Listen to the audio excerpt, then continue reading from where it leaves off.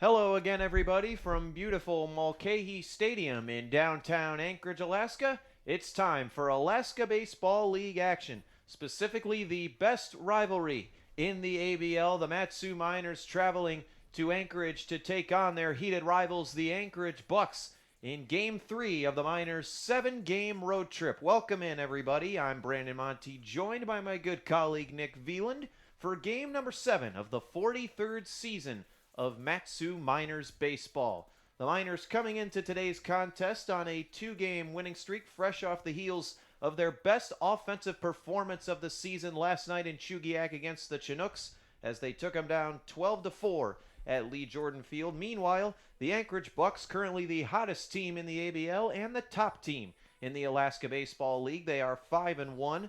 They have won 4 games in a row, as they just ended a road trip 4-0. They defeated the Miners twice in a doubleheader back on June 8th.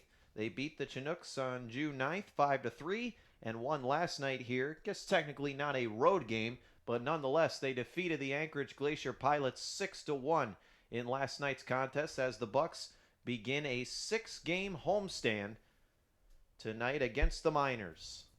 On the mound tonight for the Anchorage Bucs is left-hander Mason Wells, who just completed his sophomore year at Gonzaga. As we look at our starting lineup for the Miners, managed by Tyler LeBron, it's Eric Webb in right, Justin Kirby in center, and Drew Williamson at first. Tanner Carlson is at third, Anthony Notero DHing, Ricky Martinez at short, Cody Huff catching, Marcos Castillo in left, and Josh Bristian at second. Wells will be working from the stretch. The first pitch of the ball game to Eric Webb misses inside for a ball. 1-0 the count.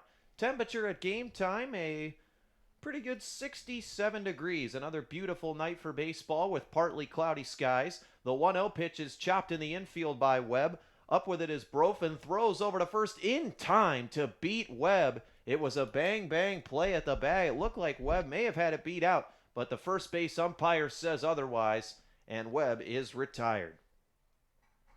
So that's going to bring up Justin Kirby. Prior to this game, Kirby had been hitting in the leadoff spot the last 5 contests. He's now started in all 7 games for the Miners this season. He's playing center tonight, as the reigning Mid-American Conference Freshman of the Year digs in from the right side. Here's the pitch to him, and the first pitch plunks him right in the back. So the Miners have their first base runner of the game, as Wells' breaking ball runs inside and gets Kirby. So he reaches, and that'll bring up the number 3 hitting Drew Williamson. Defensive alignment for the Bucs tonight. Victor Cherney is behind the plate. Justin Cook is at first. Cole Tate's at second. Taishi Nakawaki is at short, and Braxton Brofin is at third. In the outfield, Chad Castillo is in left. Isaac Barrera is in center, and Blake Paws in right, as Drew Williamson watches a first pitch fastball paint the outside corner for a called strike 1. Williamson hitting .364 on the year. That's good for 7th in the ABL thus far, as the 0-1 is swung on and missed. Williamson took a big hack at that one, but came up empty, and he's quickly down 0-2. Mason Wells making his second start of the year for the Bucs. In his first start, he picked up a win, 5 innings, 4 hits, 1 run, 1 walk, 6 strikeouts. Wells working from the stretch off the right side of the rubber. The 0-2, a breaking ball that misses in the dirt. Good waste pitch there. Williamson not chasing those, so it's 1-2. Justin Kirby now on first. He was 9 for 11 in stolen bases this past year with the Golden Flashes. Yet to swipe a bag this year for the Miners. The 1-2 on the way to Williamson. Fastball misses upstairs, so the lefty now even in the count, 2-2. As I mentioned, temperature at game time 67 degrees, wind blowing about 7 miles an hour out towards left field. Another beautiful night for baseball here in the ABL. Wells, ready at the belt, delivers the 2-2, and Williamson fouls it off to the left side out of play, so we'll do it again at 2-2. Remember, folks, a foul ball can do some serious damage to your car. You can always visit the folks at the Valley's locally owned and operated Napa Auto Parts. They're in Big Lake, Palmer, and Wasilla. Visit www.napaalaska.com for more information, as Kirby gets a jump, and he's able to take second base. Wells stepped off and threw a pickoff move over to first, but Kirby read him like a book and snags second easily. So the Miners now with a runner in scoring position with 1 down. For Drew Williamson, who's already got 3 RBIs on the year to his credit, 4 doubles, 3 walks, 6 strikeouts, 2 runs scored for the first baseman as the 2-2 pitch is once again fouled off to the left side out of play. So we'll do it again, 2-2. And that's what we saw last night. They're a little more riskier on the base pass, trying to steal some more bases than they usually do in the games, and it paid off for them.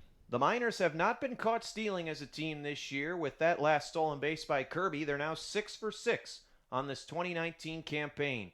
2-2 on the way to Williamson as he thought about chasing that upstairs fastball, but wisely laid off, so we're full now, 3-2, as Williamson continues to work the count. Mason Wells, a 5'11", 190-pound southpaw by way of Spokane, Washington, and Gonzaga University, delivers 3-2 to Williamson. Called strike 3 on the inside corner. Williamson thought he had first there on the free pass, but the home plate umpire says otherwise. So 2 down now for the Miners in the top half of the first, and cleanup man Tanner Carlson coming to bat. Tanner Carlson, by way of Long Beach State University, hitting 200 to start the year. He leads the team and the ABL with 6 RBIs thus far.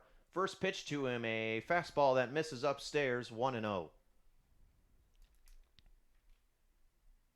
The Anchorage Bucs, 1-1 on the road this season. 1-1 at home, 4-0 away from home.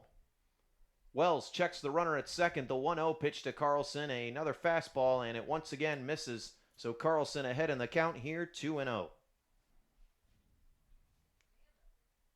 Carlson on the year, 304 on base percentage, 250 slugging, 1 double, 2 walks, 1 strikeout, and a stolen base. The 2-0 pitch to him, a fastball that paints the outside corner for a called strike 1. The Miners 3-3. They've won the first 2 games of this road trip and looking for more here as they currently sit 2 games behind the Bucs in the ABL standings. The 2-1 pitch to Carlson, a fastball that catches the outside corner, but Carlson didn't like that one. But regardless, we've got 2s on the board. 2 balls, 2 strikes, 2 outs, and a runner on second by way of Justin Kirby as he was plunked on the first pitch of his at-bat. Wells checks Kirby, working from the belt. The 2-2 is grounded over to short. Up with it is Nakawaki, throws over to first, and the side is retired. Miners get a base runner, but leave him stranded. We go to the bottom of the first. Still no score here from Mulcahy Stadium.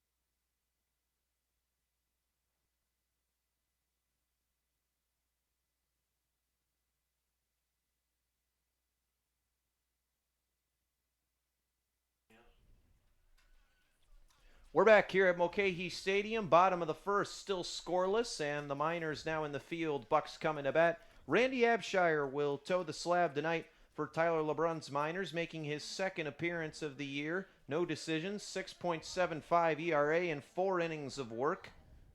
In his last start, gave up 4 hits, 3 runs, all of them earned, 2 strikeouts, 4 walks. as Isaac Barrera, the leadoff man, digging in for the Anchorage Bucs. Abshire working from the stretch. First pitch fastball catches the outside corner for a called strike one. Starting lineup tonight for the Bucs, managed by Grant Palmer. Isaac Barrera leads off in center. Chad Castillo in left and Blake Paw in right. Then it's Shane Marshall DHing, Justin Cook hitting fifth at first, and Victor Cherney sixth at catcher. Cole Tate seventh at second.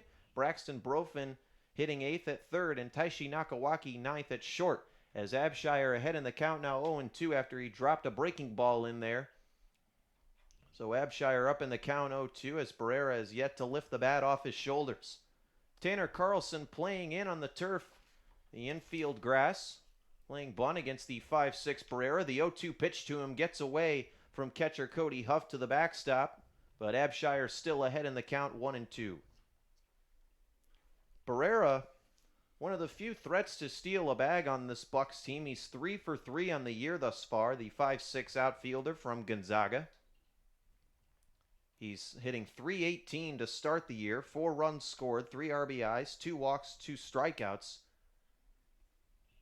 as he has 3 of the Bucs' 5 stolen bases on the year. The 1-2 pitch to him, again upstairs with the fastball, so back to even now at 2-2.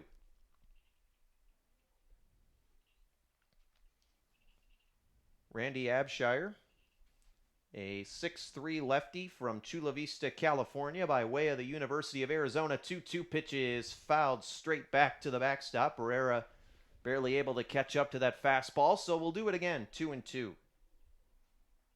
Abshire went 1-0 this past year for the Wildcats, 4.50 ERA in 20 innings of work, 17 appearances. He's ready at the belt. The 2-2 again. Breaking ball drops in there for called strike 3. Beautiful pitch from Abshire there to set down the leadoff man Barrera.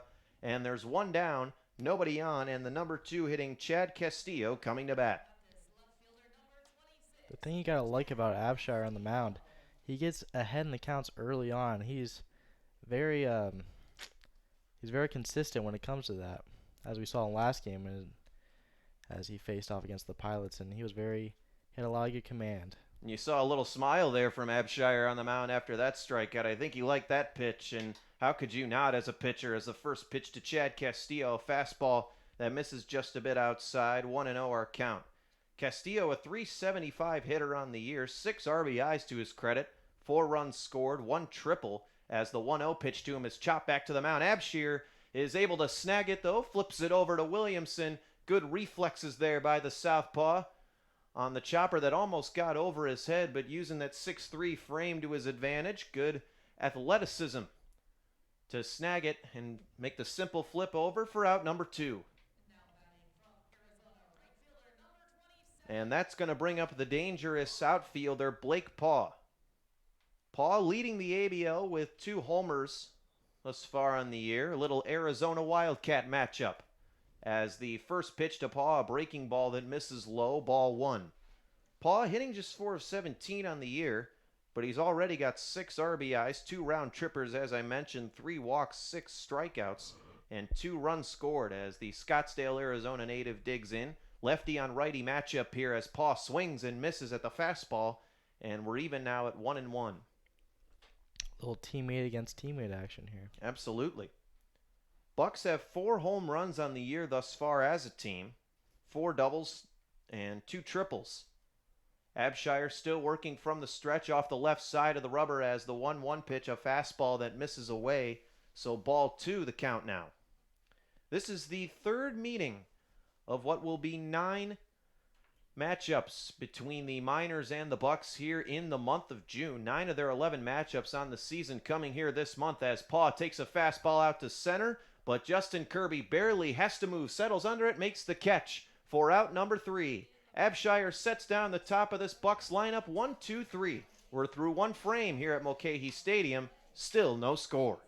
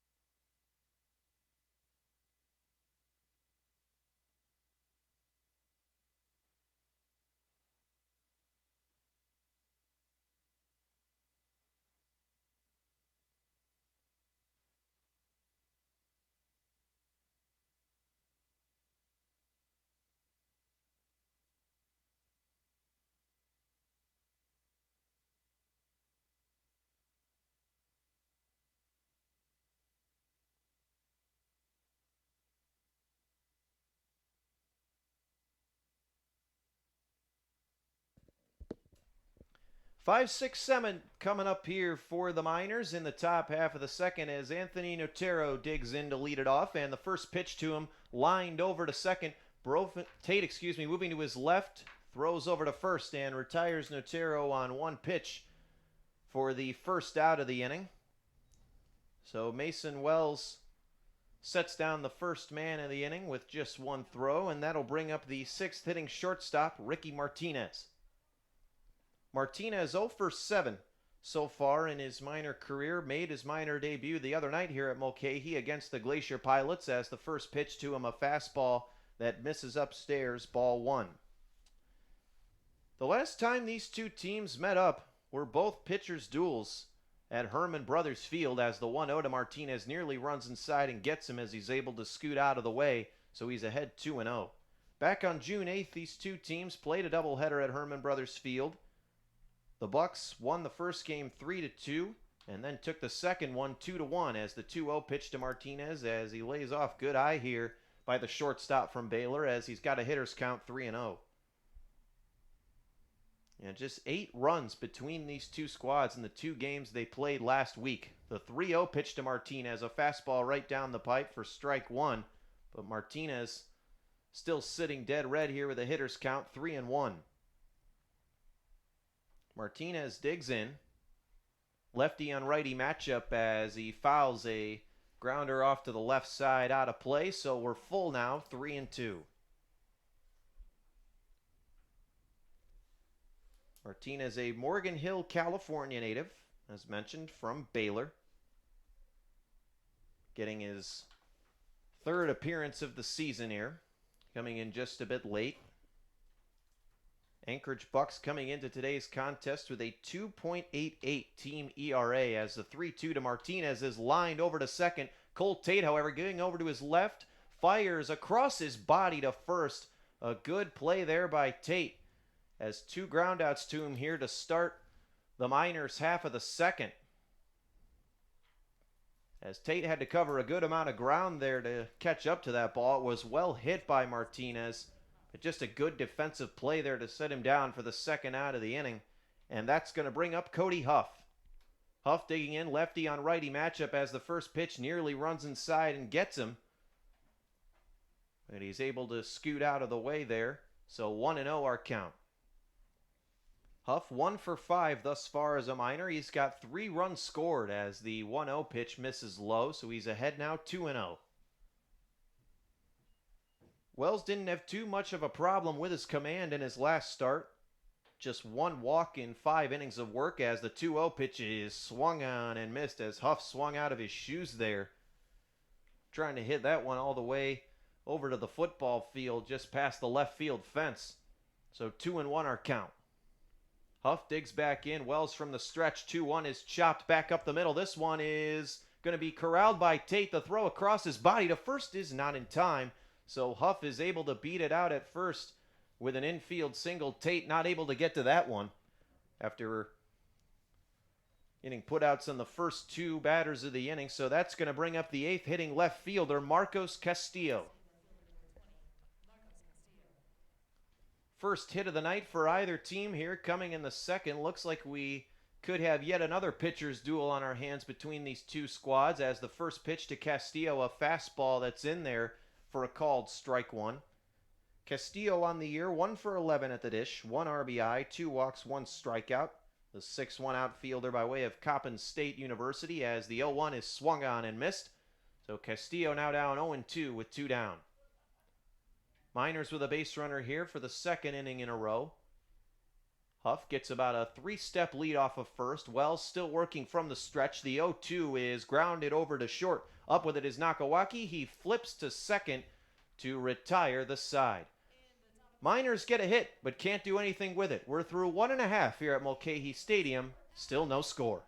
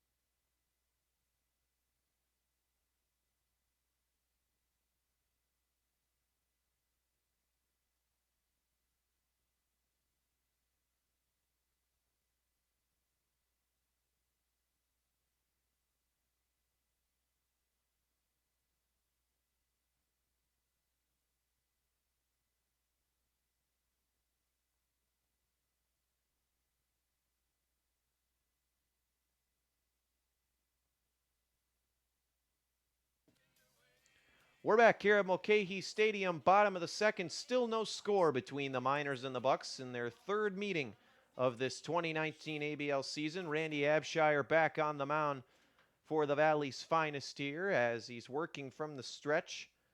The first pitch on the way to Shane Marshall is a called strike one. Marshall on the season, 2 for 10, a native of Naples, Florida by way of the University of Georgia. 0-1 pitch on the way to Marshall. A fastball this time misses upstairs, 1-1. So far on the year, the Miners a 3.96 ERA as a team. 22 earned runs, 32 walks, 45 strikeouts as a squad as the 1-1 pitch misses and pops out of Huff's glove there for a brief moment. So Abshire down 2-1 now to the Bucs cleanup hitter who has 1 RBI, 1 walk, and 4 strikeouts on the year thus far. He's the DH in today's contest for Grant Palmer's squad as the 2-1 pitch to him is swung on and missed. Good locating by Abshire there. The fastball low and away. Tough pitch to hit. Not sure how much he could have done with that one even if he did make contact. So we're even at 2-2. Abshire working from the left side of the rubber. He's ready at the belt. Takes a deep breath. 2-2 pitch is a half swing, and Marshall fouls it off to the right side out of play. So we'll do it again, 2-2. 42 hits allowed by this pitching staff for the Miners thus far. As Abshire ready again, gets his sign from Cody Huff. 2-2 pitch breaking ball. Marshall a little bit out in front of it as he fouls it off to the left side. So again, the count stays at 2-2. Anchorage Bucs, second in the ABL last year to the Miners at 25-19 as another 2-2 pitch is a called strike three. Ring him up on the fastball that painted the outside corner. So Abshire sets down the first man of the inning on a called third strike. 1 down, nobody on, and Justin Cook coming to the dish for the Bucs. These two teams have a pretty lengthy history in the playoffs over these past couple of years. The last time these two squads didn't meet in the playoffs was 2014, as the first pitch to Justin Cook is a fastball right there for a called strike one. Last year, the Miners defeated the Bucs in the top of the World Series title. In 2017 was the same outcome as the 0-1 pitch to Cook, a fastball that misses away. In 2016, the Miners finished first in the regular season standings. The Bucs were fourth, and the Bucs lost to the Miners in that opening round. And then in 2015, the Bucs beat the Miners in the ABL title as the 1-1 pitch misses, so Abshire down 2-1. The last time a team not named the Miners or the Bucs won the ABL title, 2014, when the Alaska Gold Panthers won it as the 2-1 pitch swung on and tipped back into Cody Huff's mitt, so it's even now at 2-2.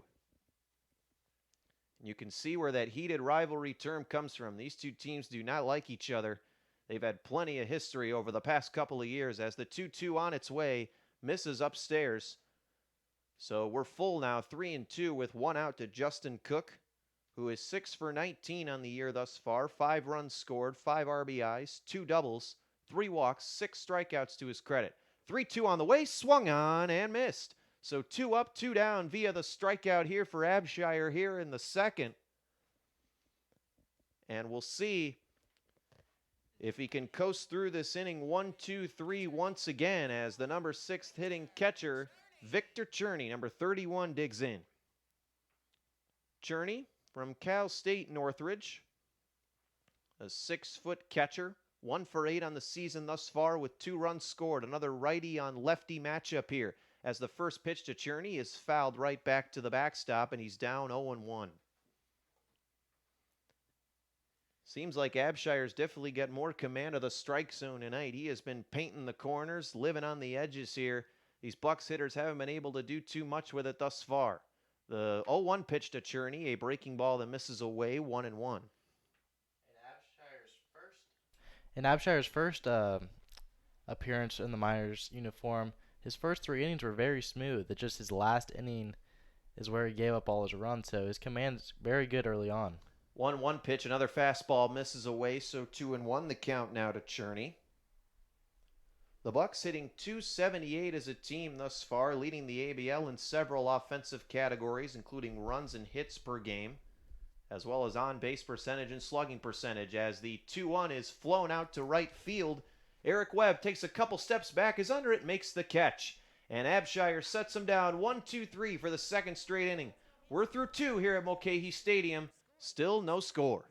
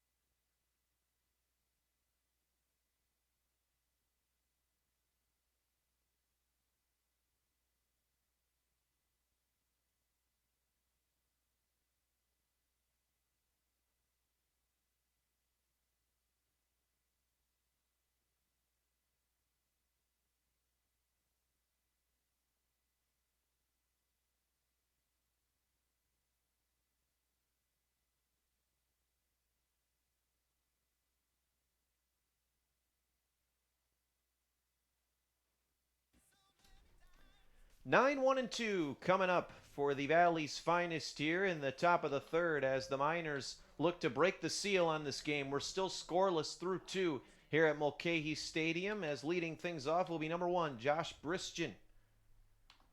A little Gonzaga on Gonzaga matchup here as Mason Wells is ready. Lefty on righty matchup to start it off, working from the belt. First pitch to Bristian, a little bit low with a breaking ball there, so 1-0 the count.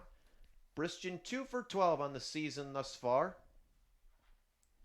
He got the night off last night, hitting out of the 9th spot today, playing second as he takes a called strike one with the heater there right at the letters, so we're even at 1-1. Bristian digging in.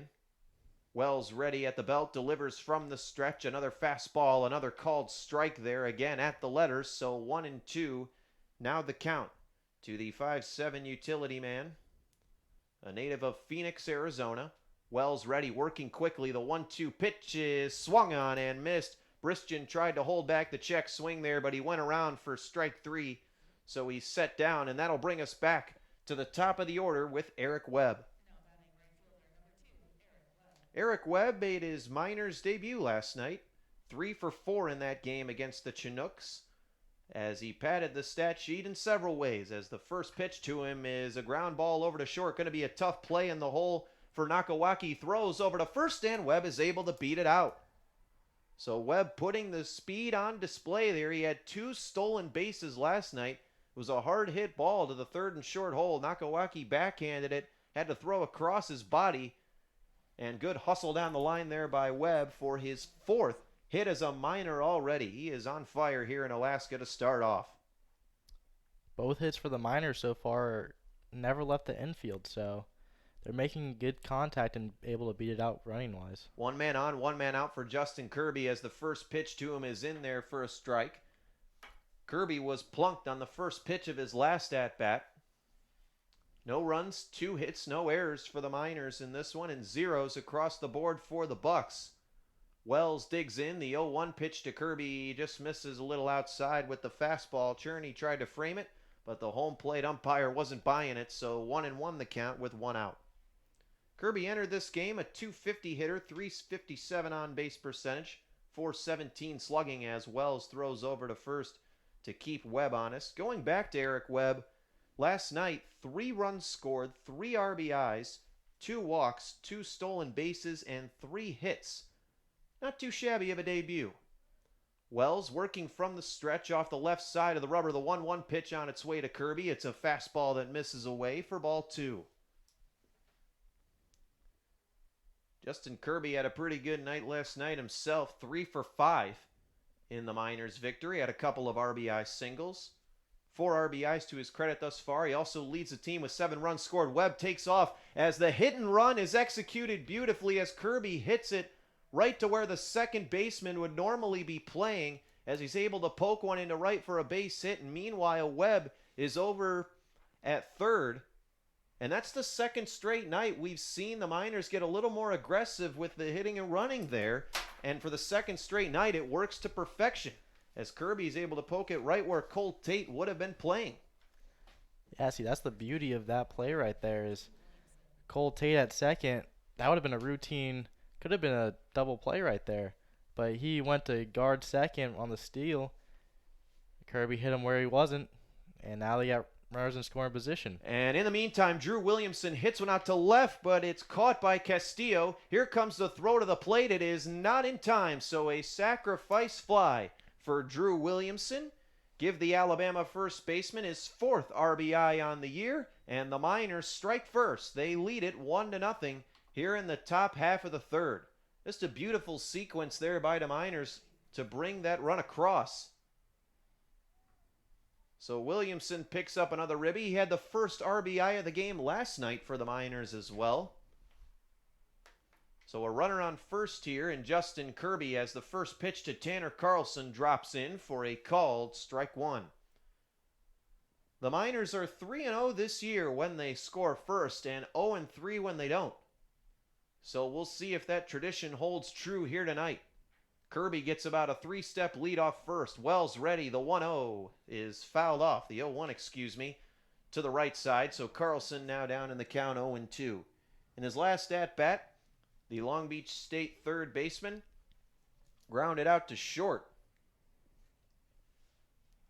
as Wells gets his sign from catcher Victor Cherney. He's ready at the belt. Kirby takes off as Carlson hits a fly ball out to center field. Barrera, drifting over to his right, makes the catch in the gap, and the side is retired, but not before the Miners strike first. They get 1 run on a sacrifice fly by Drew Williamson, as Tyler LeBrun's Miners lead it 1-0. Bucs coming to bat in the bottom of the third.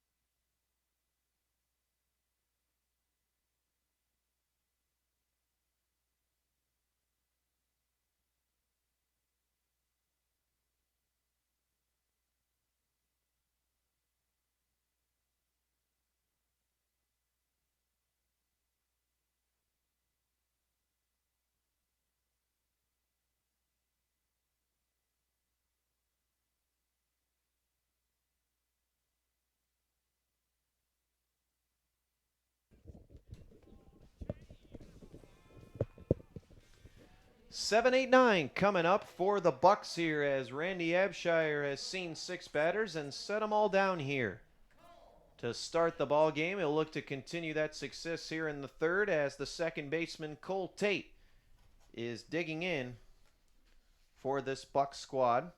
Righty on lefty matchup here to start the bottom of the third, as Abshire drops a fastball in there at the knees for a called strike one.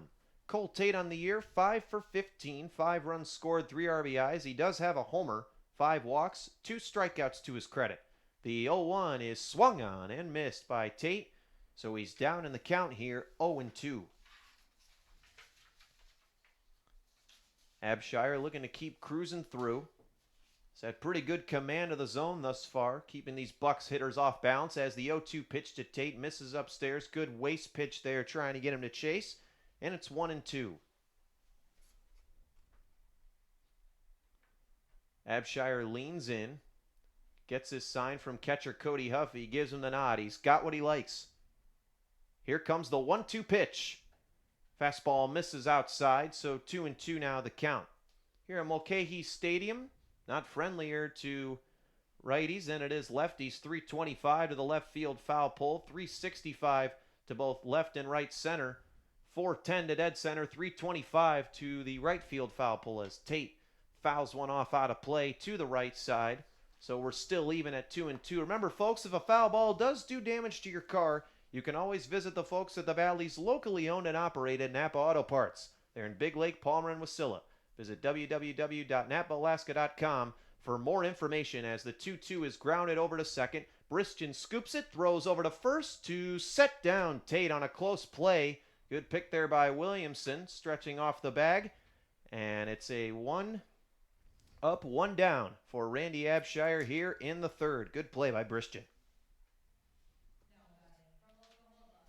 And that'll bring up the Oklahoma Sooner, Braxton Brofin, playing at third base today, struggling to start the year for the Bucs.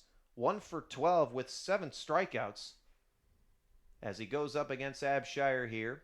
Abshire ready at the belt from the stretch. First pitch is a check swing, and I guess he missed anyway, just a little bit outside. So 1-0 the count.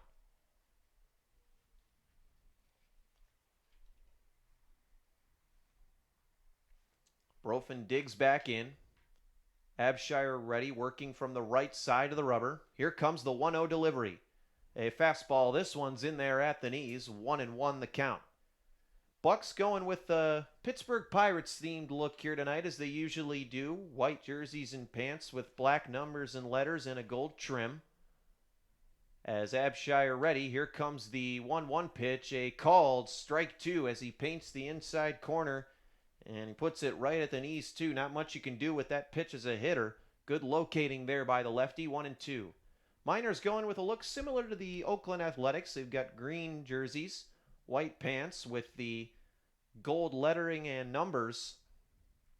As Abshire ready, here comes the 1-2 pitch. Is swung on and missed. Strike 3.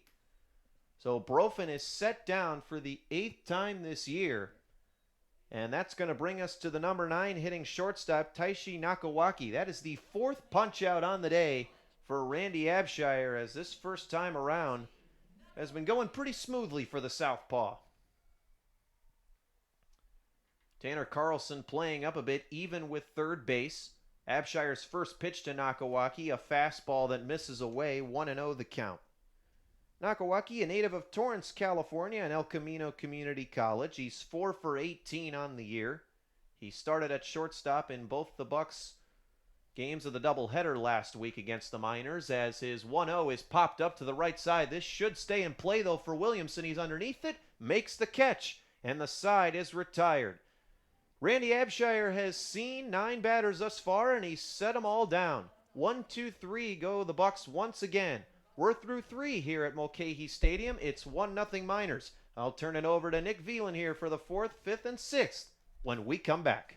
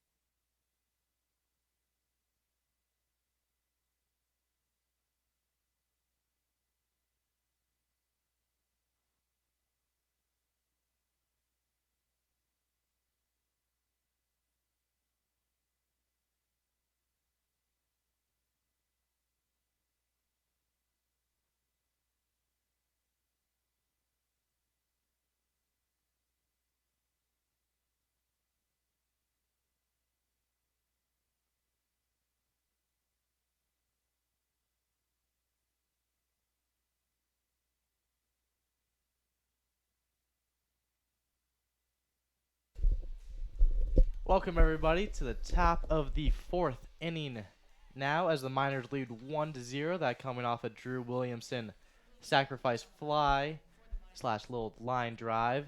In the top of the 3rd to bring home Eric Webb, as 5, 6, 7 for the Miners are due up with Anthony Notero to lead off. First pitch was in there for strike one. Mason Wells will toe the rubber. Step back, kick and deal, and here's the 0-1 pitch. In the dirt for ball one. Just misses low on that one. Mason Wells out of Spokane, Washington. A 5'11" pitcher as that's lined past the second baseman, Cole Tate. And we're off here in the top of the fourth, and that will get by. Made the play at second there. Excuse me, I was a little bit behind as Anthony Notero will line that past Cole Tate at second. Appears the right fielder Blake Paul will fumble that a little bit, so Notero tried to get two and will get caught at second. Yeah, the outfielder Blake Paul out and right was going a little slowly over towards the ball in that right center field gap after it skipped by Tate. So Notero getting aggressive on the base pass here, thought he could take two, but unfortunately did not work out for the Miners. And coming up to the plate is Ricky Martinez out of Baylor University as he comes in even at 1-1.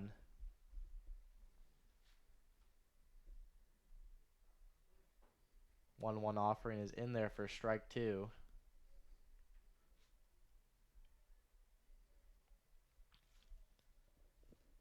Ricky Martinez was all CCS first team after hitting .405 as a junior in high school, as that 1-2 pitch will miss outside for ball two. Martinez is 0 for 1 on the day with a ground out to second baseman Nicole Tate, and he pops that one up to center fielder Isaac Barrera, and that'll be out number two.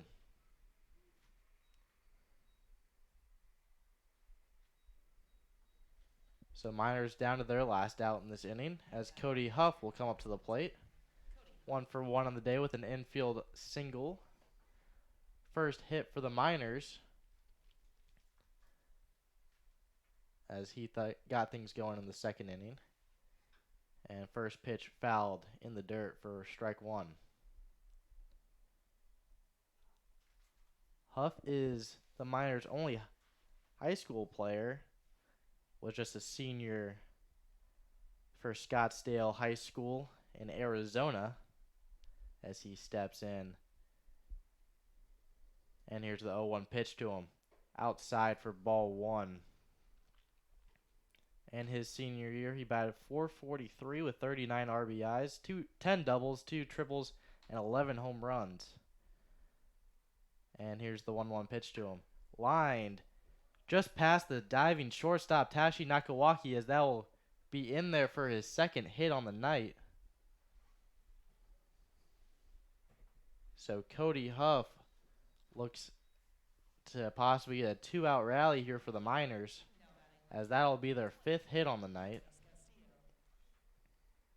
As Marcos Castillo will step in for the Miners. He's 0 for 1 with the grounder in the second inning as he watches first pitch go by for strike one. 0-1 is the count. 2 outs here in the top of the fourth as Huff takes his lead at first. Short lead. He's a danger to go as he stole 15 bases in his senior season in high school, as Castillo will swing and miss for strike two.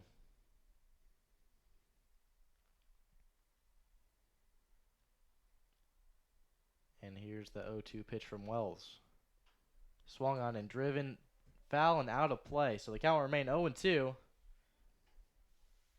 as Castillo is battling now with 2 strikes. Round Rock, Texas native. Goes to Coppin State.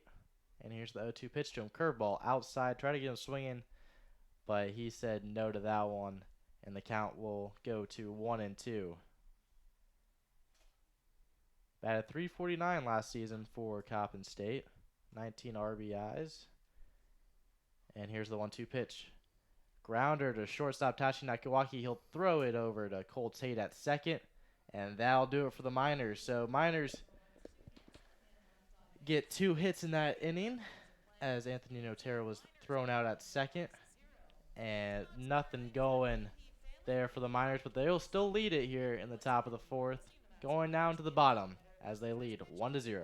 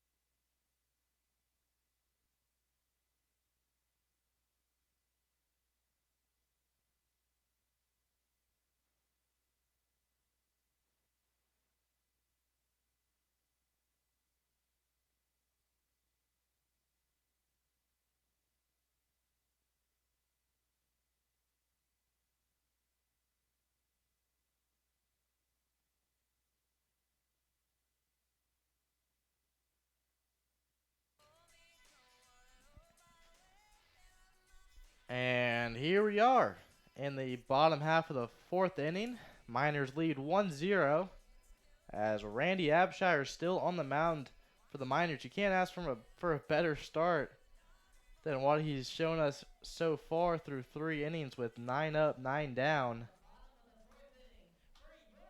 As the top of the lineup, Isaac Barrera will lead things off to look to get things going for the Bucs as they trail 1-0.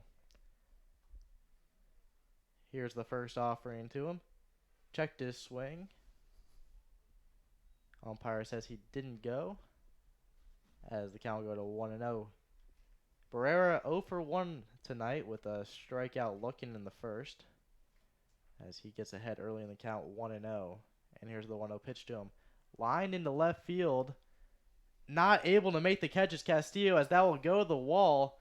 Should be extra bases as he's rounding second, going to third, and will be there in time with the leadoff triple as Barrera will be standing at third on a line drive to left field. Marcos Castillo unable to catch it, goes to the wall, leading Barrera to an already fast runner the ability to take third, and he will as he gets a leadoff triple.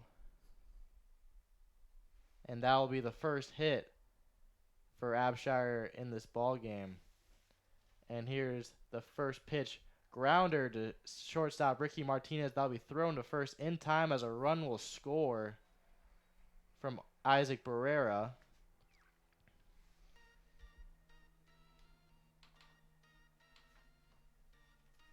So Barrera will score on that ground out to short.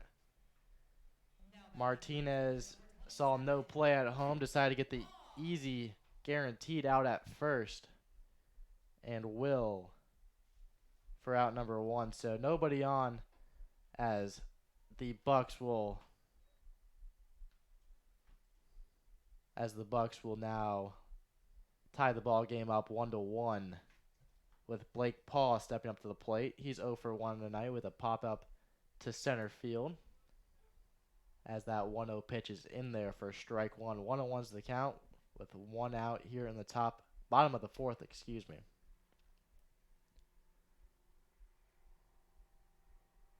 Abshire toes the mound, and here's the 1-1 pitch. Swung on and missed for strike 2.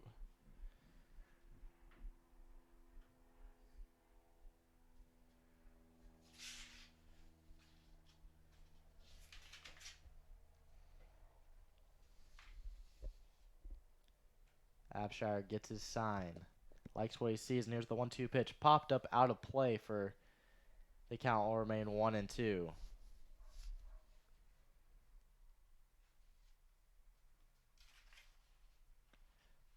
Blake Paul out of Scottsdale, Arizona. Attends Arizona University like the pitcher Randy Abshire.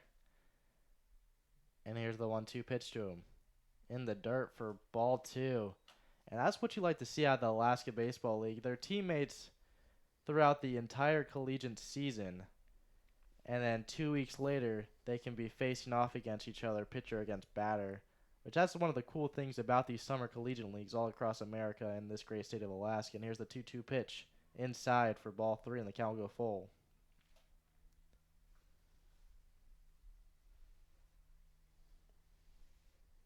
Three balls, 2 strikes, 1 out here in the bottom of the 4th. 1 run has already scored.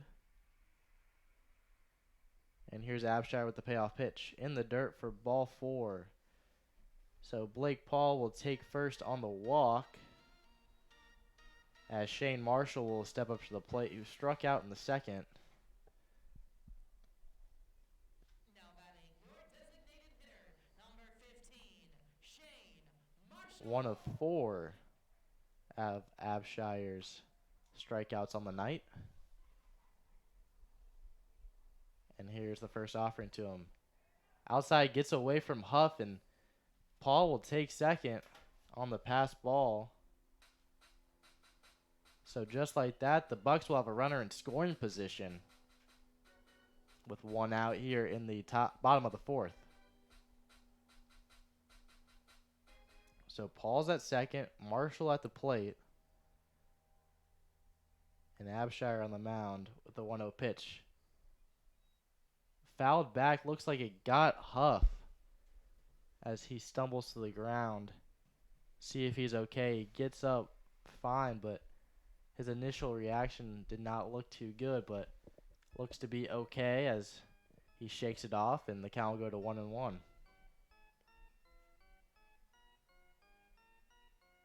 One ball, 1 strike, 1 out.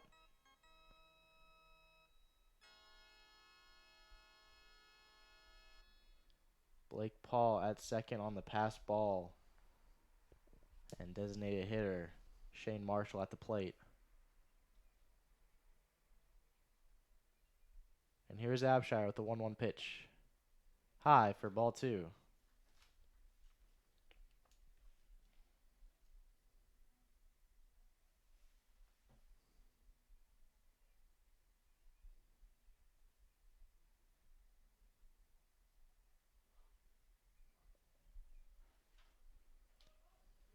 Two-one pitch is popped up. Will that stay in play? And Drew Williamson has it. Williamson has to reach his glove over the wall down the first base side in foul territory and will make the catch. Something you don't see often, as he had to avoid the fans there that were right on that wall there on the first base side, but will make the catch. I was unsure he got that at first, but he shows the ball to the umpire, and he does get it for out number 2, and Abshire is 1 out away from getting out of this, as a curveball is in there for strike 1. Got Justin Cook looking. What a play by Drew Williamson. A much needed play for the Miners, with 1 out and a runner in scoring position here in the bottom of the 4th.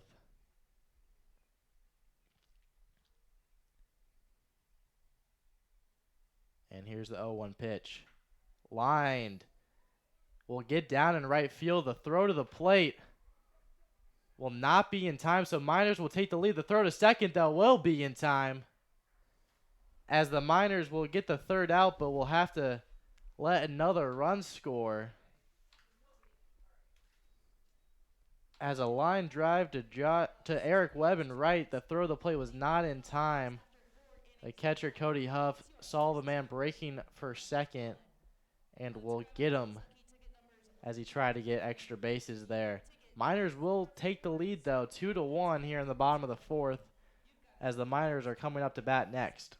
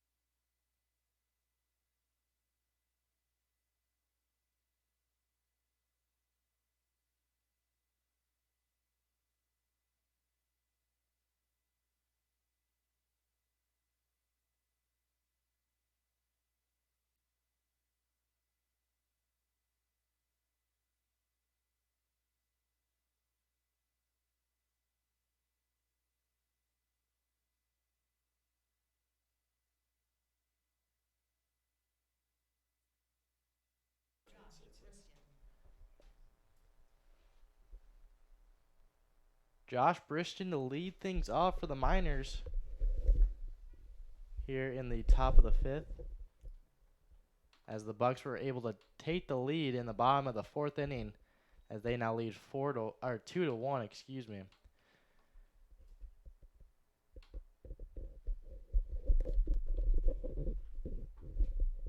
One 0 pitch low for ball two, and Josh Briston to get ahead in the count early, 2-0.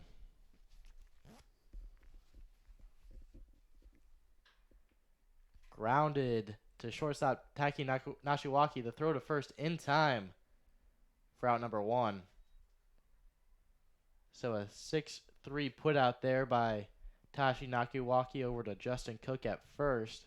Now batting right fielder number 2, Eric Webb. As 1 up, 1 down for the Miners so far in this inning. But Eric Webb to come in now, leadoff hitter for the Miners tonight, as first pitch swinging fouled out of play. Foul ball brought to you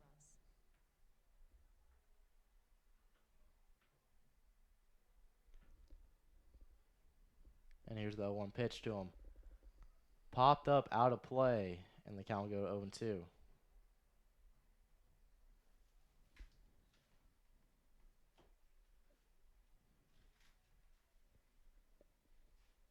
Eric Webb 1 for 2 on the night with a ground out and a single, which later scored the run that the Miners have. And the 0-2 pitch fouled back again, so he's battling here in the fifth inning.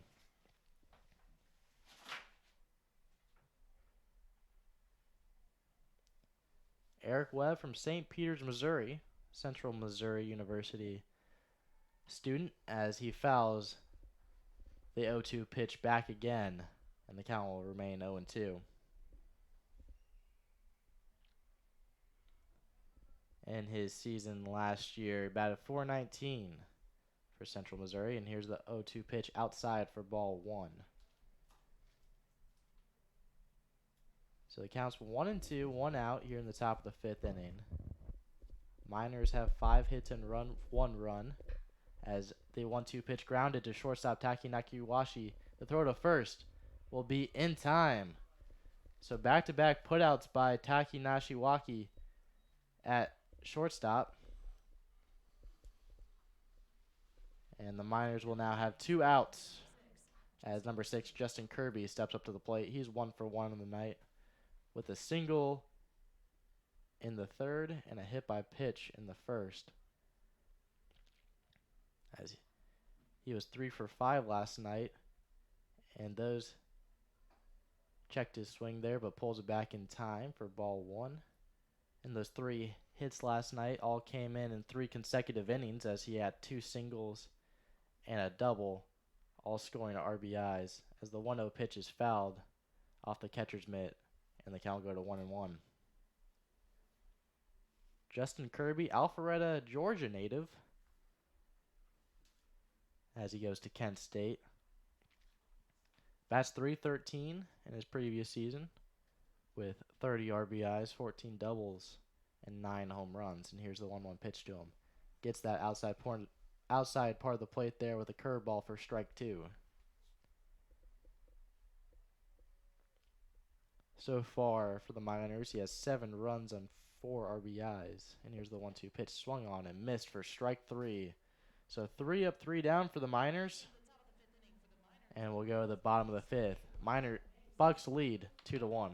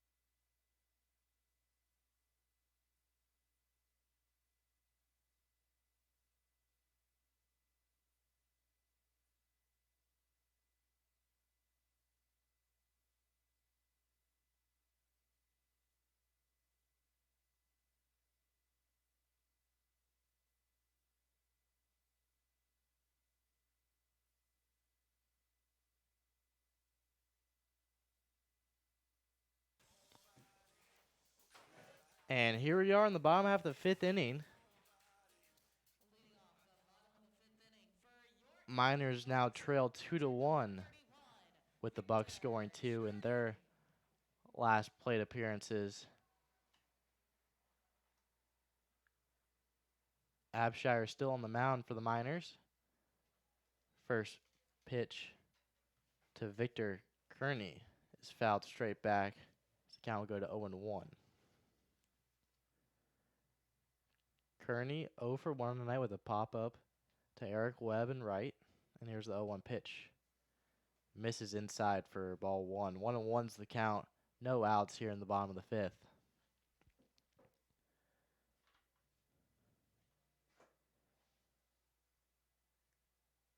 And here's the 1-1 pitch. Popped up to short. Ricky Martinez is under it and makes the catch. And that'll be out number 1. With a pop-up to Ricky Martinez at short. With Cole Tate coming up to bat. He's 0 for 1 on the day with a ground out in the third. Abshire looks so far not to be fazed by him trailing now 2-1 as the first hitter he faces in the bottom of the fifth is popped out. And here's the first offering to Tate. Ball 1. And as a pitcher, you always got to have a short memory, good or bad. It's in the past. You got to deal with the batter and the task at hand. Abshire gets his sign, agrees. And here's the 1-0 pitch in the dirt for ball 2. So Abshire now behind the count 2-0 to Cole Tate.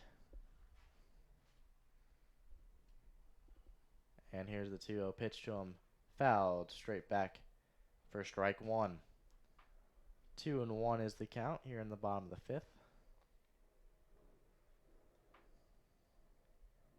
As the Miners trail 2-1. And here's the 2-1 pitch from Abshire. High for ball 3. Hitters count now at 3-1 with 1 out here in the bottom of the fifth. As we are currently at Molokai Stadium here in beautiful downtown Anchorage. And here's the 3-1 pitch. Popped into right field. Eric Webb is under it and makes the catch for out number 2. So 2 up, 2 down for Abshire in this fifth inning as he's looking to get through this one. Very effective and very fast. As 2 up, 2 popped out in this bottom of the fifth inning.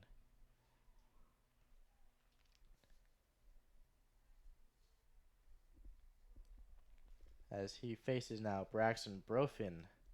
And here's the first offering to him. Swings and misses for strike 1. 0-1 is the count. And here in downtown Anchorage, the airport's pretty much 20 miles north of this field exactly. So throughout the ball game, you see planes take off and land just over center field. And it's great when the sky is clear as that 0-1 pitch misses for ball 1. And you can just see him take off and land. It's just a beautiful aspect of this ballpark. Abshire agrees with the sign. And here's the 1-1 pitch. Curveball misses outside for ball 2.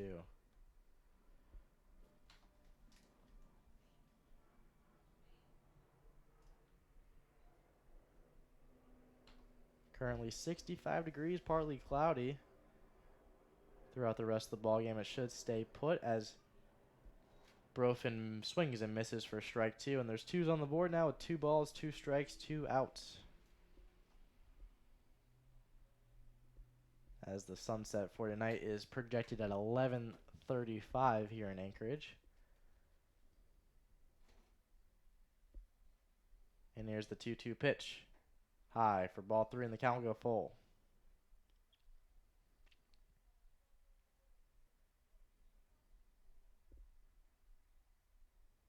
Abshire gets his sign, ready for the payoff pitch. And he kicks and deals. Swings and misses for strike 3, so 3 up, 3 down for the Bucs, although they still lead at 2-1 going into the top of the 6th.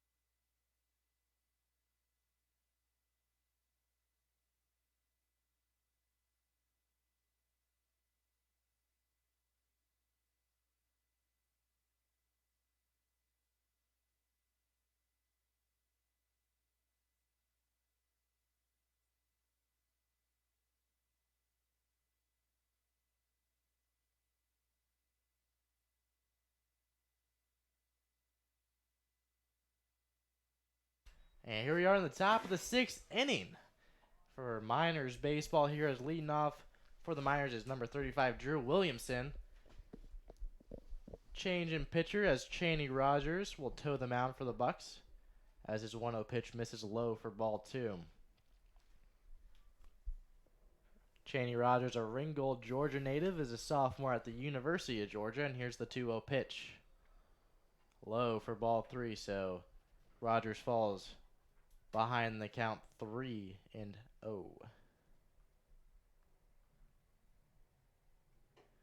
3-0 pitch misses for ball 4, so Drew Williamson will get things going for the Miners with a leadoff walk. That'll bring Tanner Carlson to the plate. Carlson 0 for 2 on the day with a ground out in the first and a pop out in the third. See if he can get things going for the Miners with a man on first with Drew Williamson. And here's the first pitch to him. Inside for ball 1, so Rogers out of the bullpen with 5 straight balls.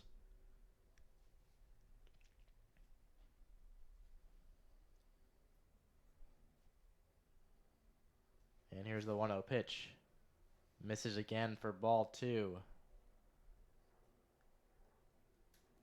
6'2", 210 left-hander. As he falls behind 2-0 to Carlson. Misses again for ball 3. 3-0's the count. And let's see what Carlson's doing here with a 3-0 count advantage to him. Rogers kicks and deals. The 3-0 pitch is in there for his first strike as the count moves to 3-1. Williamson takes his lead over at first. And here's the 3-1 pitch. In the dirt for ball 4. So just like that, 2 batters, 2 walks to get things going for the Miners here in the top of the 6th with Anthony Notero coming up to bat. He's 1 for 2 on the day with a single and a ground out. Catcher Victor Kearney We'll talk to Rogers, trying to calm him down as he has walked the first two batters, giving the Miners an ability to do some damage here in the top of the sixth. Designated hitter Anthony Otero infields in at first and third as he looks to bunt, pulls it back for ball one. I was going to say prime bunting situation here for Otero in a game where runs have been hard to come by for both squads. You remember the Miners, a sacrifice back in the third here. Got to do whatever is necessary to push runs across the plate. That's how they got ahead early in their game yesterday against the Chinooks. And Otero looks to bunt, pulls it back for ball two. Can't bunt when the pitcher's throwing balls as Rogers falls behind again, 2-0. So Rogers out of the bullpen with no control so far. No walks is it's just as good as a hit. You'll take it another way. Bases loaded, nobody out. Here's the 2-0 pitch. Looks to bunt again. Well, umpire says he went, and the count will move to 2-1. Looked to be ball three, but umpire says he went. Otero does not agree with that call. So he's asking the umpire for what happened there as the count moves to 2-1. Tyler LeBrun didn't agree with it either. He took a couple steps out of the dugout. Looked like he was coming out to argue there for a brief second. And here's the 2-1 pitch. Looks to bunt. Pulls it back this time safely, and the count will go 3-1. So Rogers so far out of the bullpen, 11 balls, 2 strikes as the count goes to 3-1.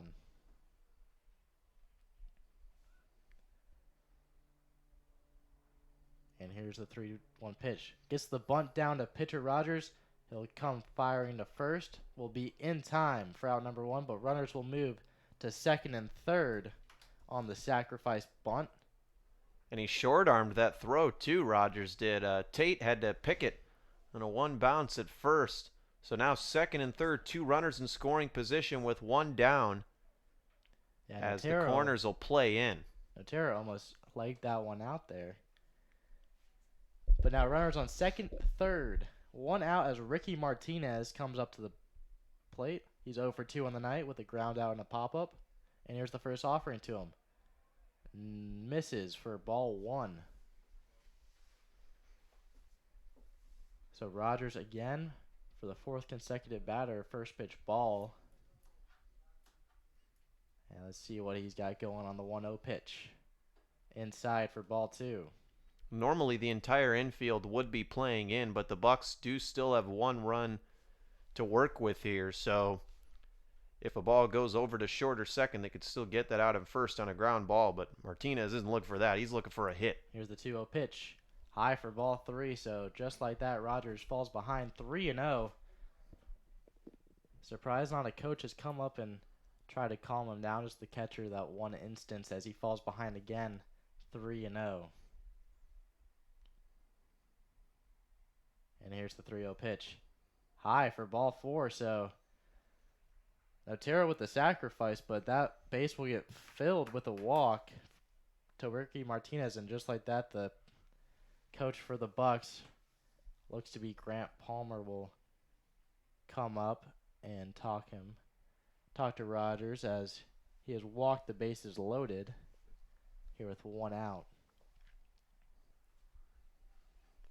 And so the corners will more than likely still play in, but now the middle infield will be in double play death. There's no more open bases after that last walk, but a prime RBI opportunity here for Cody Huff. So looking for that first ribby as a Miner. Great chance to do it here and to tie the game or potentially give the Miners the lead here in the 6th. And he's seen the ball pretty well tonight. He's already 2 for 2. 2 out of the 5 Miners hits so far has been off of Cody Huff's bat, so we can see what he can do here with a prime RBI opportunity. The base is loaded, 1 out here in the top of the 6th. And here's the first pitch to him. Ball 1. And you got to be taken all the way here if you're these Miners batters. Rogers has been all over the place. He's walked the bases loaded, so if I'm Huff, unless I see one right down the pipe that I can crush, I'm taking until he throws a strike. And here's the 1-0 pitch. In there for strike 1, so Rogers Hits the strike zone there for strike one. 1-1's the count to Cody Huff. Williamson at third, Carlson at second, and Ricky Martinez at first for the Miners. And here's the 1-1 pitch. Inside for ball two, excuse me. 2 balls, 1 strike, 1 out with the bases loaded. Cody Huff at the plate.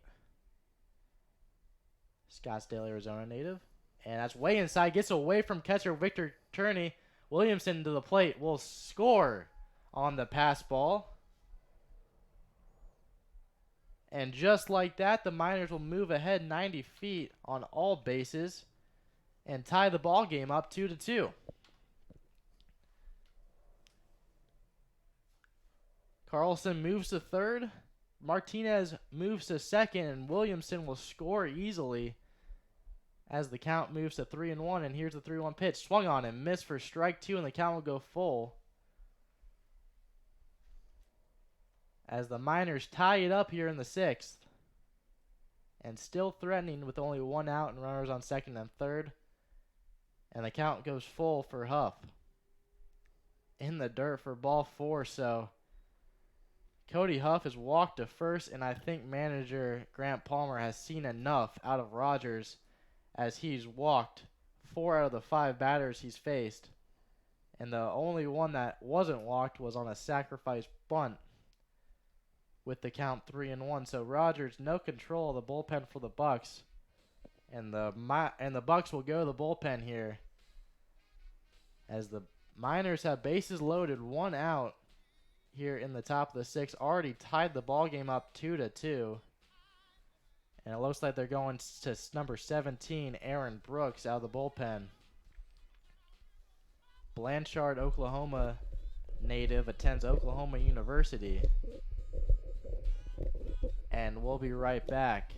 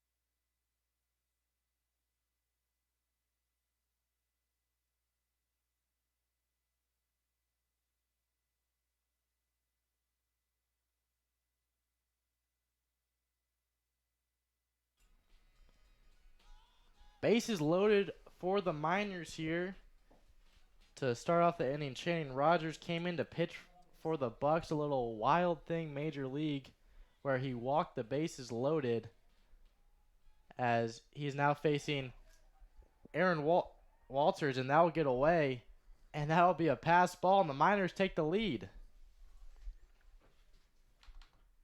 So just like that, here in the top of the 6th inning, Miners lead 3-2 as the Bucs bullpen is currently struggling right now as they will bring the infield in here as Aaron Walters is up to bat for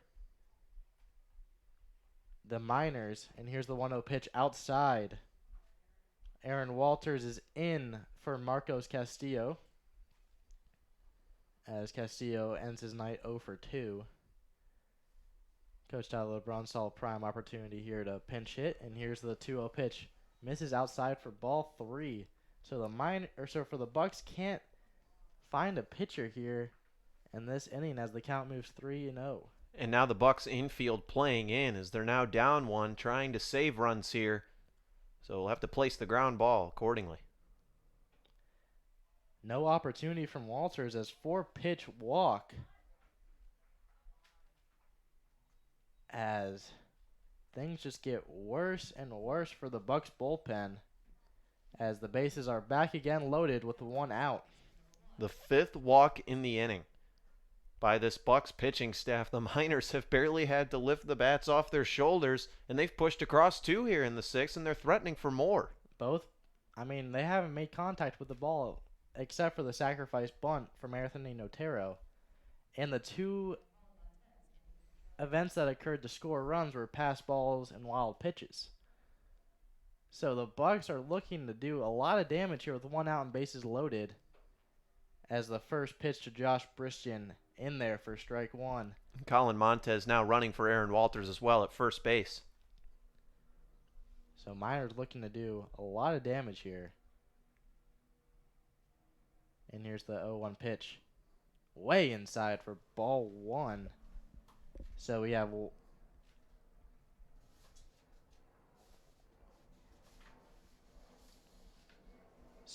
Martinez at third, Huff at second, as the 1-1 pitch is inside for ball 2.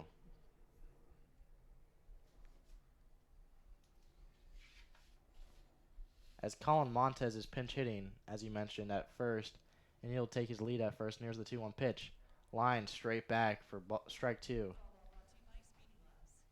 So first time in this inning that the bat has gone to 2 strikes as the Miners have bases loaded, 1 out, and have already scored twice. 2 balls, 2 strikes, 1 out. Brooks toes the mound. And here's the 2-2 pitch. In there for strike 3. Got him looking. As that will be the 2nd out in the inning. And for the Bucs, if they get out of this one with only allowing 2 runs, that is pretty much a victory for them, as the pitching has just been struggling so much this inning that they'll take only giving up 2 runs on 5 walks. Well, they're not out of the woods, though, as Eric Webb coming in. He's red hot for the Miners. And here's the first offering to him. Inside for ball 1. He's 1 for 3 on the night with an infield single and 2 groundouts. As he's ahead in the count 1-0. And here's the pitch. Checked his swing in the dirt, though, for ball 2. And just like that, he's ahead in the count 2-0. Martinez at third, Huff at second, and Colin Montez at first. And here's the 2-0 pitch. Fouled straight back for strike 1. Foul ball brought to you by Speedy Glass.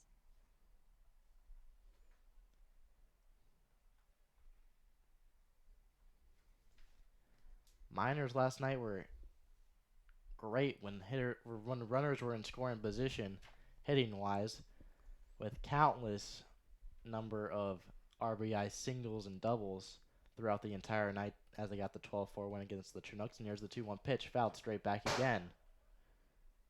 Did a little double bounce against the press box as the count moved to 2-2.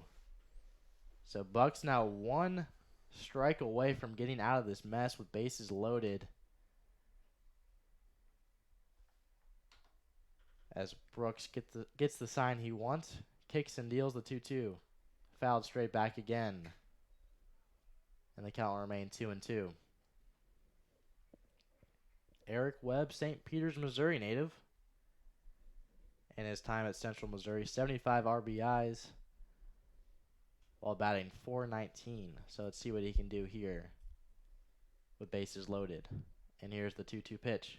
Swung on and missed for strike 3. So Miners lead the bases loaded, but they do score 2 as they now lead this one 3-2 going into the bottom of the 6th inning.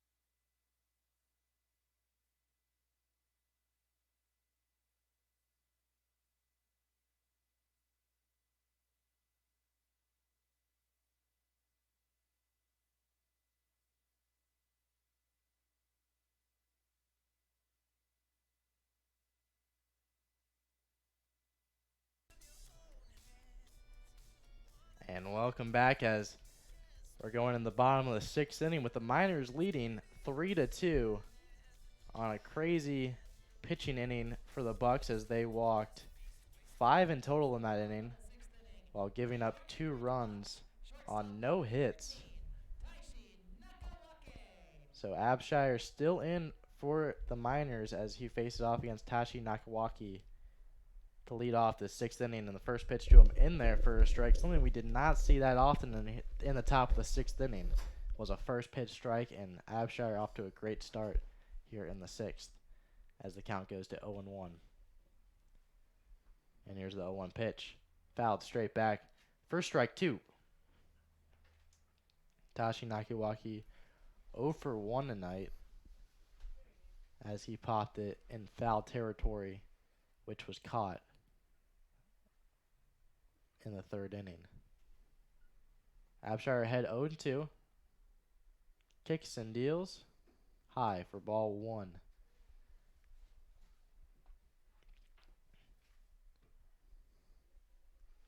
Abshire in his 5 innings so far only giving up 2 hits and 2 runs.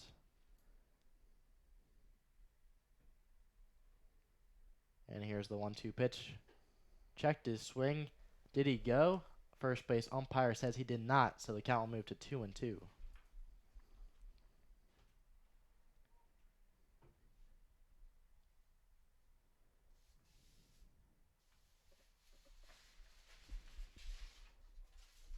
Tashi Nakiwaki is a Torrance, California native, goes to El Camino Community College, and is faced with a 2-2 count as Abshire misses outside for ball 3 and the count will go full.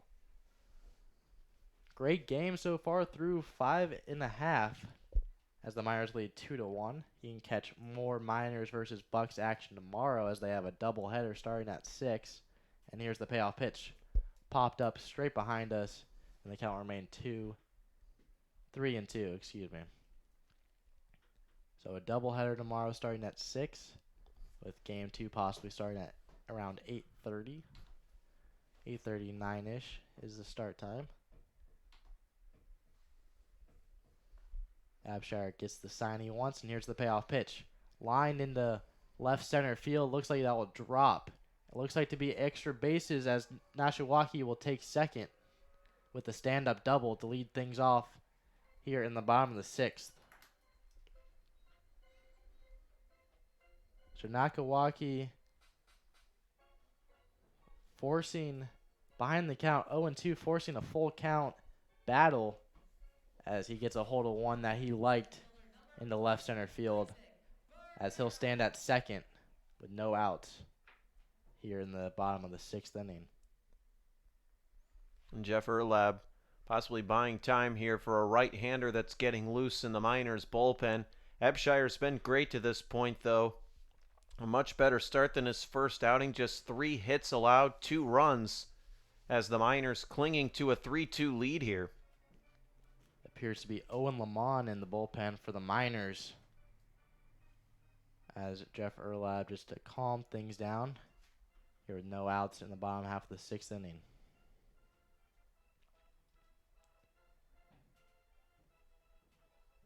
Appears to be done getting his message across to the team. The game plan is set. And the top of the lineup for the Bucs now, Isaac Barea will step up as the first baseman, Drew Williamson, and Tanner Carlson at third are playing a little in. Look to see a bunt here, but does not as Abshire misses. And the count will go to 1-0. Runner on second, no outs here in the bottom half of the 6th inning. And here's the 1-0 pitch. Curveball in there. Deadly curveball there as the count will go to 1-1. Nakawaki stands at second. Barrera already 1 for 3 on the day with a triple in the 4th. And the 1-1 pitch lined into left field where that triple was hit. Ricky Marcos Castillo will make the play to throw to third as Nakawaki thought about going home held up though, as the Bucs will have runners at the corners. No outs here in the bottom of the 6th inning. So Bucs looking like they're trying to take back the lead here in the bottom of the 6th, as the Miners lead 3-2, and Chad Castillo will step up to the plate with a prime RBI opportunity with runners on the corner. And here's the first offering to him. Curveball misses low for ball 1. Barrera at first, Nakawaki at third. Both threatening to score here in the bottom of the 6th.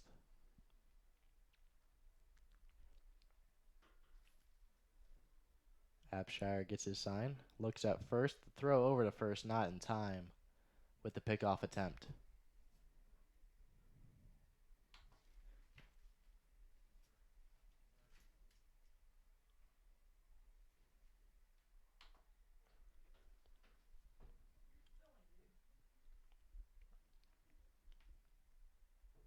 And here's the 1-0 pitch.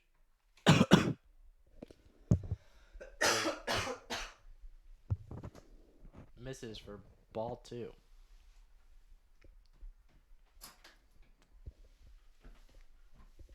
2-0's the count.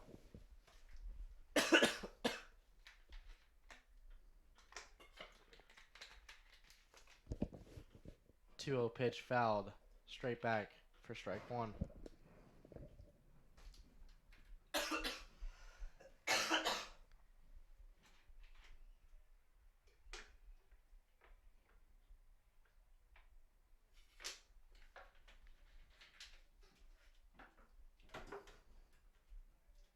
Two and one's the count. No outs. Runners at the corners. Here in the bottom of the 6th. And here's the 2-1 pitch. Line in the left field. Will that stay fair? It will not, as that will go foul for strike 2. Miners fans with a sigh of relief there, as that line drive looked to be in no man's land in left, but just foul to move the count to 2-2. Chad Castillo at the plate, 0 for 2 on the night with 2 groundouts.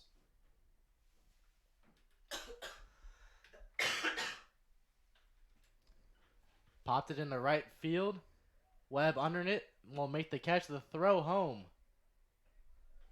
will not be in time, at a close play at the plate, as Nakawaki will tag up there to tie things up with that sacrifice fly from Chad Castillo. So just like that, tie ball game at 3-3, and it looks like Randy Abshire's day will be done here in the bottom of the 6th inning.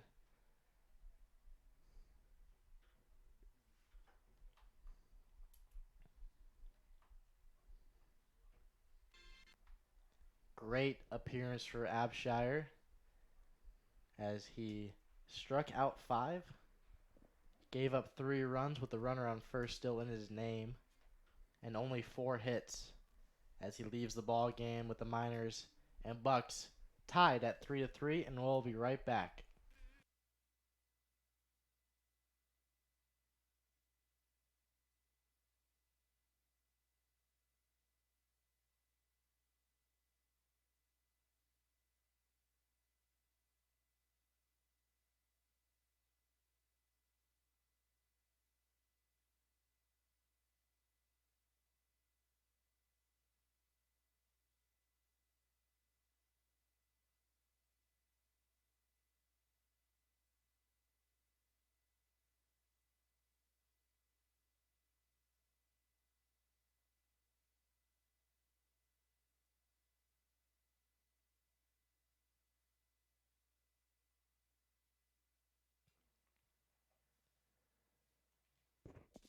And we're back here in the bottom of the 6th inning. 1 out and a runner on first for the Bucs as they tie it up. The call the bullpen will be to number 28, Owen Lamont, Georgetown University student, as so far in a Miners uniform has been lights out with 5 innings pitched in relief with no earned runs and no runs given up in general. And he's been coming in tight situations and been lights out for the Miners. At most in relief, he's pitched 2 2/3 with 3 strikeouts on the season, though. So far, 6 strikeouts to only 2 walks and 3 hits. So the Miners and Tyler LeBrun has come to Owen Lamont in tight situations, knowing that he is a reliable relief pitcher.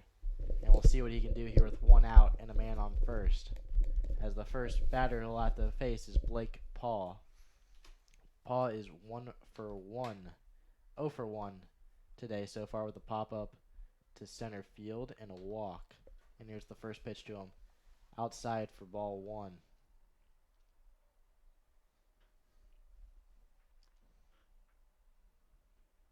Owen Lamont retoes the rubber. Looks over at Barrera at first. A threat to steal as always. And here's the 1-0 pitch. In there for strike 1. 1 ball, 1 strike, 1 out, and a man at first is the situation that Owen Lamont is currently in. And here's the 1-1 pitch. Runner goes, swings and drives it past the shortstop, Ricky Martinez, for the single. So Barrera will move to second and Paul to first on a little grounder, a hit and run there to perfection as Ricky Martinez at short was looking to cover second on the steal and caught stuttering there with the grounder right past his diving glove. As Shane Marshall, designated hitter tonight for the Bucs, will step in. First pitch swinging foul. And the count will go 0-1. So Paul at first, Barrera at second. Barrera already 1 of the 3 runs tonight for the Bucs.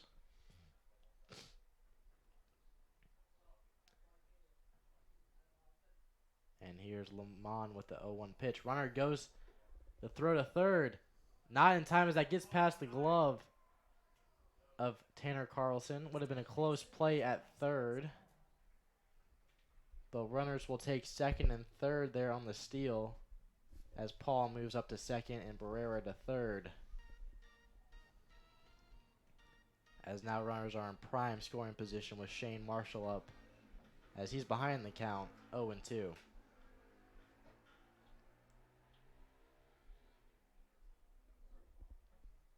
Lamont gets his sign.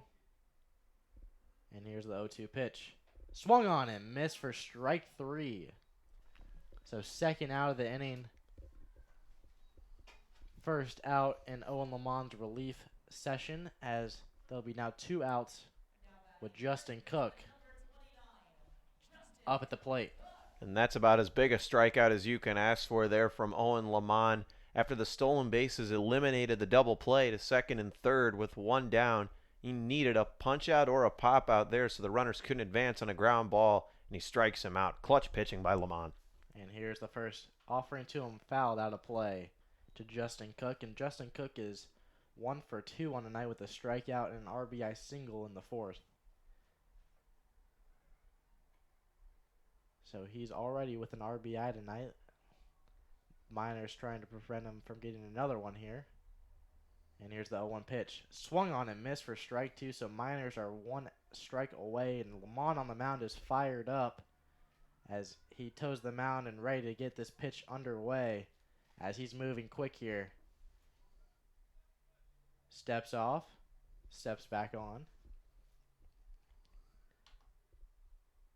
And here's the 0-2 pitch from Lamont. Outside for ball 1. Try to get him to chase there. Lamont with a good routine to toe the mound. He kind of does a little half circle across the mound, toes the rubber, and gets set to pitch. And here comes the 1-2 pitch from him. High for ball 2. So we got 2s on the board. 2 balls, 2 strikes, 2 outs. With runners on second and third. Barrera on third, Paul on second. Both with singles, later stole second and third. And here's the 2-2 pitch. Swung on and missed for strike 3. So Lamont in his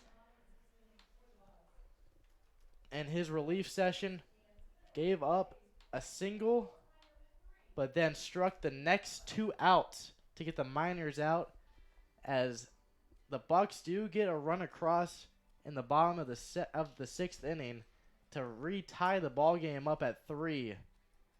Both teams with 5 hits going in the top of the 7th. I'm throwing it back to my partner Brandon Monty to take us home.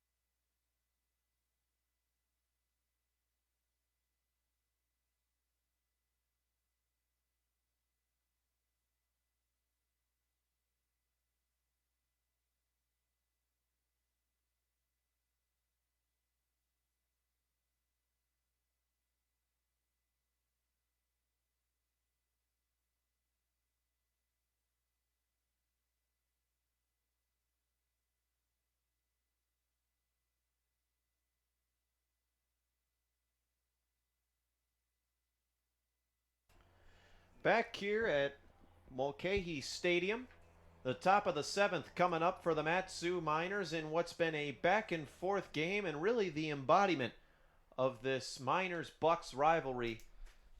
The Miners took the lead first in the top of the 3rd. The Bucs got it back with 2 in the bottom of the 4th. The Miners took the lead in the top of the 6th, and on the first pitch, Kirby takes one to left field. This one's got a chance, and it is gone. They say it's fair as it just wraps around the left field foul pole. Touch 'em all for Justin Kirby on the first pitch of the top of the 7th. And the Miners take a 4-3 lead. Second home run for Kirby, and man, when he crushes a ball, you can tell by the way the sound hits the bat, it is gone. It was one of those where if it was fair, it was gone. It was a no-doubter off the bat. If it stayed inside the foul pole, and the Bucs are going to argue it as manager Grant Palmer steps out to argue with the home plate umpire. And just like that, we have our 3rd lead change of the evening here in just the 7th inning. As Aaron Brooks left a fastball right down the pipe for Kirby, and he got all of it. But we'll see what happens here as Grant Palmer, like I said, coming out to argue the call.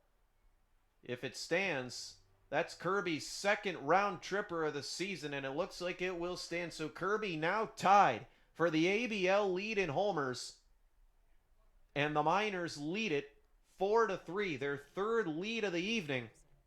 And Drew Williamson will look to keep the rally going here. As the first pitch from Aaron Brooks to Williamson, a fastball that misses away.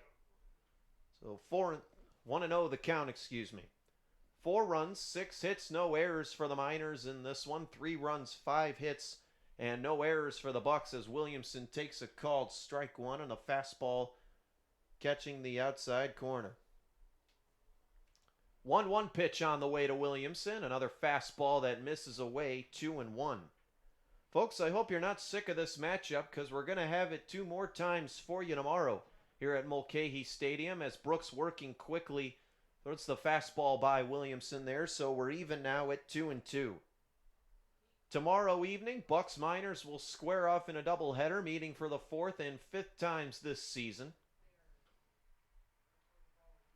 As Aaron Brooks ready, working from the windup, the 2-2 to Williamson drops in, and it just misses.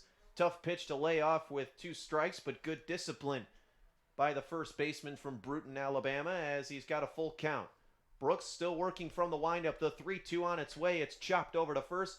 Justin Cook scoops it up, steps on the bag, and there's one down now for the Miners here in the top half of the seventh with Tanner Carlson coming to the dish.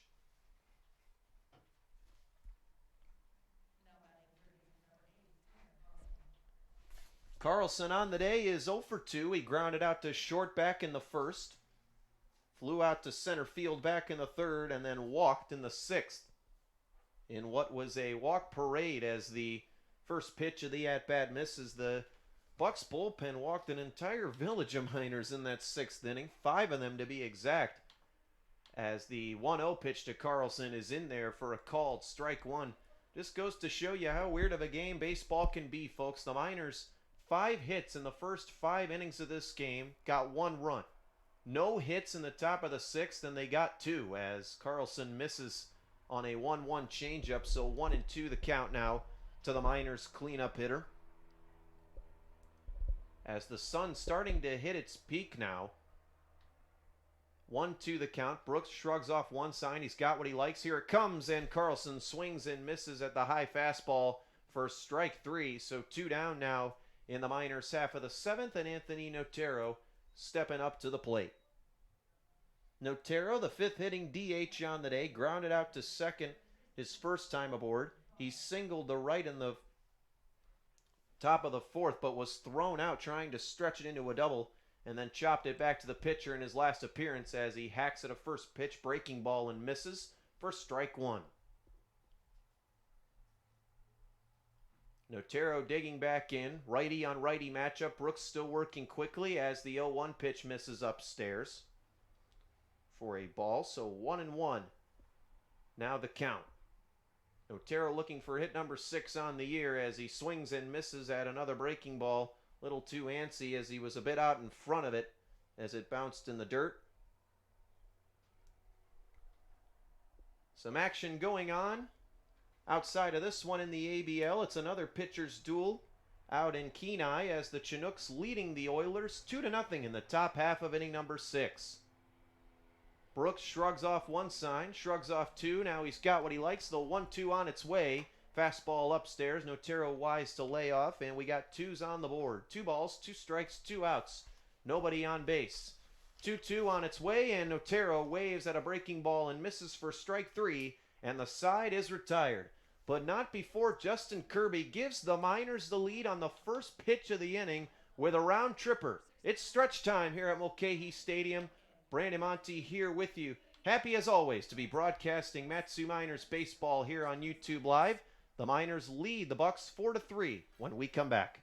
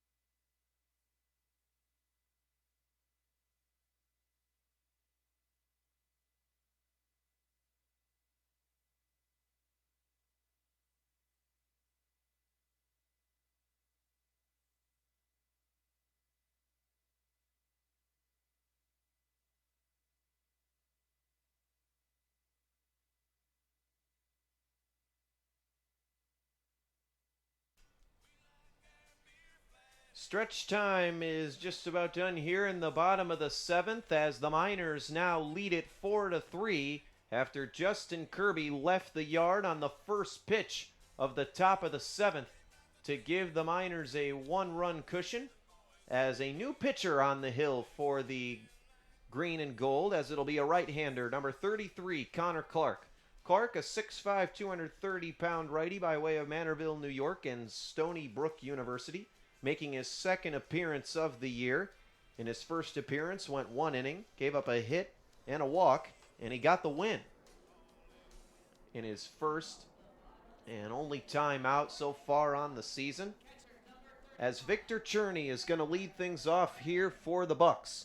So far in this one, he's 0 for 2. He's flown out twice, once to the right fielder, and then he popped out to the shortstop. Clark working from the windup, misses high and inside with a fastball to start the at-bat. So 1-0 now the count. Clark working off the left side of the rubber, the 1-0 pitch, a fastball at the knees, and Cherney having a little chat with the home plate umpire there, just to clarify. So we're even at 1-1. Clark from the windup kicks and deals. Another fastball misses high and upstairs, so 2-1. This game's got a pretty good pace to it thus far. Both teams working relatively quickly, especially the guys that have come in from the bullpen, as the 2-1 misses high and upstairs. So hitters count 3-1 to number 31, Victor Cherney. And as you mentioned, this game is just under 2 hours right now through 7.5 innings, which is pretty impressive. These games in the ABL normally move pretty swiftly, as the 3-1 pitch to Cherney right there for called strike 2.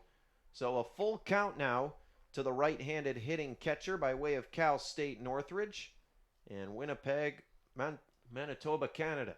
Here comes a 3-2, and a breaking ball misses away, so a free pass given up by Clark, the second on the season, and the Bucs have a base runner here to start the bottom of the 7th in a game that has been teetering back and forward since the Miners struck first back in the top of the 3rd. As that Justin Kirby home run is the 4th lead change of this ball game. The first pitch on the way to Cole Tate is a fastball in there for a called strike 1. Anchorage Bucs 5 for 6 thus far in the year in stolen bases, as Victor Cherney gets about a 2.5 step lead. Clark checks him, now deals, and Tate fouls one off to the right side of the backstop. So he's quickly down in an 0-2 hole. Connor Clark,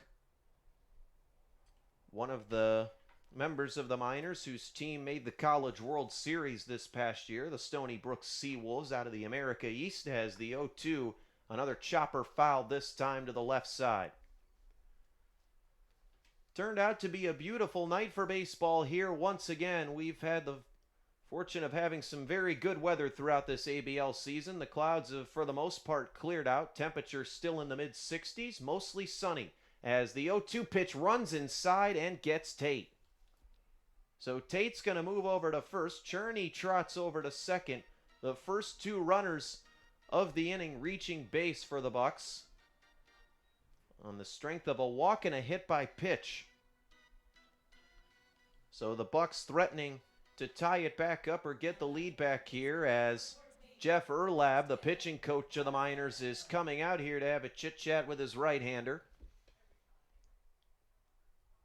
Looks like there is some movement going on in the Miners bullpen out in the right field corner.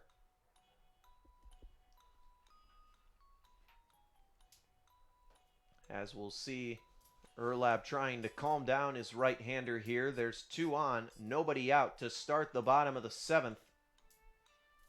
The Bucs 5-1, looking for their 5th consecutive victory. Meanwhile, the Miners looking for win number 3 in a row to start this 7-game road trip. We're currently looking at the 2 hottest teams in the ABL at the moment. So digging back into the box is Braxton Brophin, who has had a rough day to this point. 2 punch-outs in 2 at-bats. He struck out 9 times thus far on the year, just 1 for 14 at the dish. We'll see if he lays down a bunt here, and Clark steps off to keep Cherney honest over at second. The corners, Tanner Carlson, Drew Williamson playing on the infield turf, the grass that is. It'll be a righty-on-righty matchup here once again. Clark checks the runner at second twice. He's ready. First pitch to Brophin is a called strike 1 at the letters. Brophen, an Oklahoma Sooner this past year, just finished his freshman year. A native of Oklahoma City, Oklahoma. Hitting from the right side. Clark working off the left side of the rubber. Now Brophen signaling bunt from the get-go, and Clark will step off again, trying to keep Journey honest over at second. As Brophen steps out of the box and gets his sign from the third base coach. Clark now ready. Brophen signals bunt again. He lays one down, but it's just left of the foul line on the third base side. Foul. So Brophen now down in the count 0-2, and you don't normally bunt with 2 strikes. And it's weird that he was showing hit on the first pitch to him and then decided to bunt on that 0-1 pitch. So it lost him an opportunity to bunt there. Interesting strategy here, as Brophen will more than likely be swinging away for the rest of the at-bat. The 0-2 pitch to him is low. A good waste pitch there by Clark, trying to get him to chase. 1-2 now to the right-handed hitting third baseman. As the Miners trying to work their way out of a jam here. They lead it 4-3 in the bottom half of inning number 7. 1-2 pitch, a fastball, ring him up. Strike 3 called. It catches the outside corner, and a big out number 1 there. Good recovery by Connor Clark in that at-bat. So still 2 men on, though, for this Buck team as Taishi Nakawaki digs in. He doubled and scored in his last plate appearance. He popped out to first back in inning number 3. He's 1 for 2 on the night, 5 for 20 on the season. First pitch to the shortstop is a ball and misses outside, 1-0.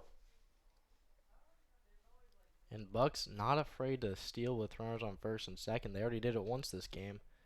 Possibly could do it again. Clark doing a good job, though, of consistently looking at him, keeping him honest as the 1-0 pitch drops in at the knees. Good control there from the right-hander. So we're even now. 1's across the board. 1 ball, 1 strike, 1 out.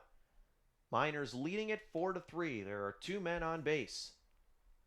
Clark working from the left side of the rubber out of the stretch. Here comes the 1-1, and Nakawaki fouls it off to the right side out of play, so 1-2 our count. Remember, folks, if a foul ball does damage to your car, you can always visit the fine folks at the Valley's locally owned and operated Napa Auto Parts. They're in Big Lake, Palmer, and Wasilla. Visit www.napaalaska.com for more information. 1-2 the count. Connor Clark looking to get out of a jam. Here comes the 1-2, and just misses. They appealed to the umpire to see if he went around, but Nakawaki held his swing there. He checked it in time.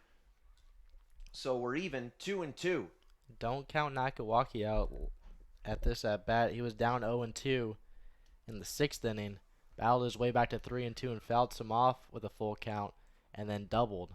2-2 on the way to Nakawaki. Rings him up for the second straight at bat. It's a called third strike as Clark living on that outside corner, taking what the umpire gives him.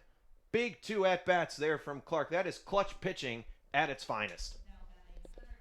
Yeah, waited to calm down for Connor Clark on the mound as he's 1 out away from getting out of a jam.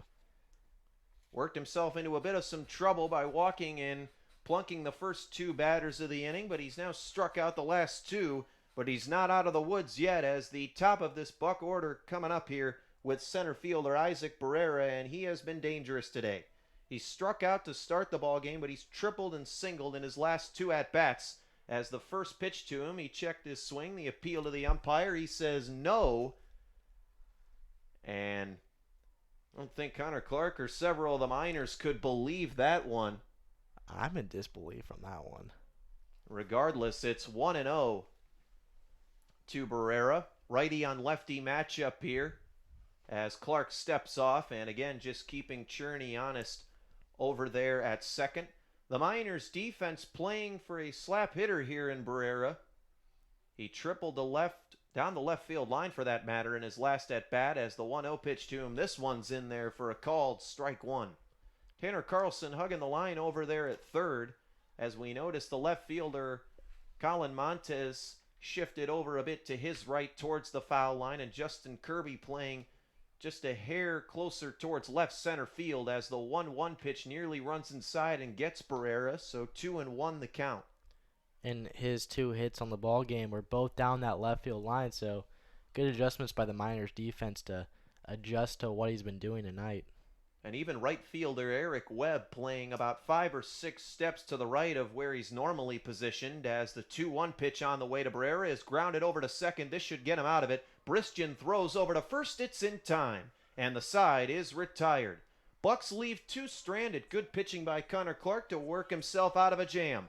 We're through 7 here at Mulcahy Stadium. Matsu Miners lead it 4-3.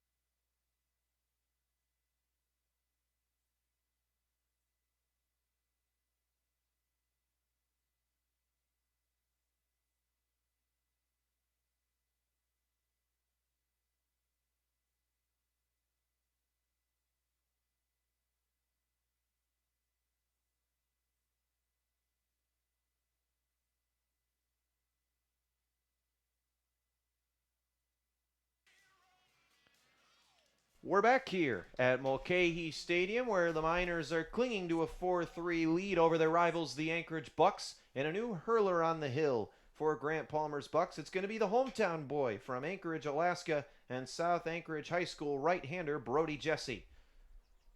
Jesse, 6'3", 200-pound hurler, making his 3rd appearance on the season as the first pitch is a called strike to shortstop Ricky Martinez, who is 2 for 2 on the day. 2 singles and a walk to his credit.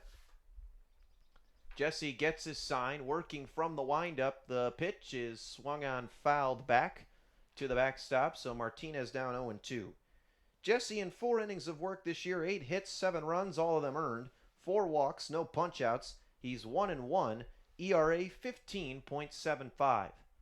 Jesse with a big leg kick working from the windup, and Martinez fouls another one off to the right side out of play. So once again, 0-2 is our count.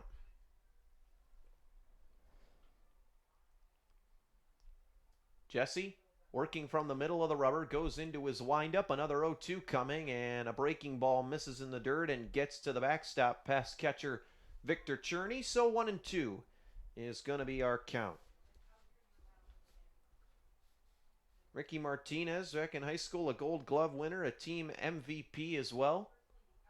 I'm going to carry that success into the Miners as the 1-2 pitch is popped up into the short outfield grass underneath at the second baseman Cole Tate. He makes the catch, and 1 up, 1 down here for the Miners to start the top half of the 8th. That's going to bring up Cody Huff, who's had a pretty good day for himself as well. In fact, similar to that of Martinez. 2 for 2 on the day is Huff. He walked in his last time up in the 6th and singled his first 2 times around as the first pitch to the Scottsdale, Arizona native catches the outside corner for a called strike 1. Huff now 3 for 7 on the season as the 0-1 pitch to him is popped up. Another one on the infield. Cherney and Jesse communicating. Now Justin Cook, the first baseman, runs in and makes the catch for the second out of the inning on the second straight popped up. Looks like a little miscommunication there between the pitcher and the catcher before Cook finally swooped in and made the grab.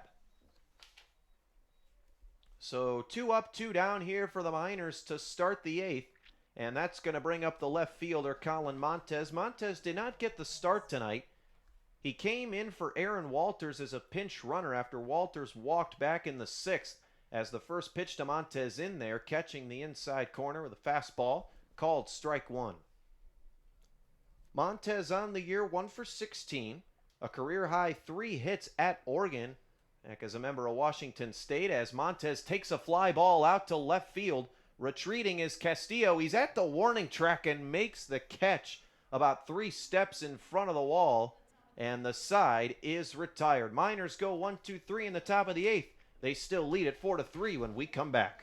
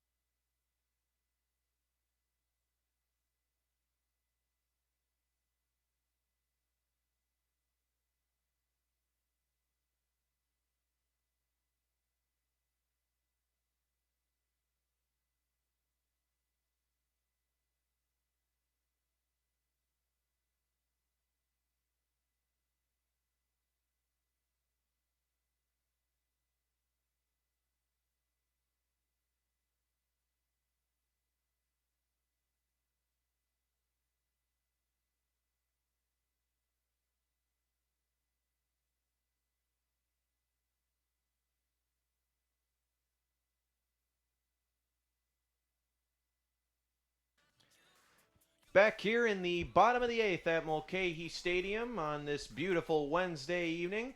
Brandon Monty here with you alongside my good colleague Nick Veland. Happy as always to be bringing you Matsu Miners Baseball on YouTube Live.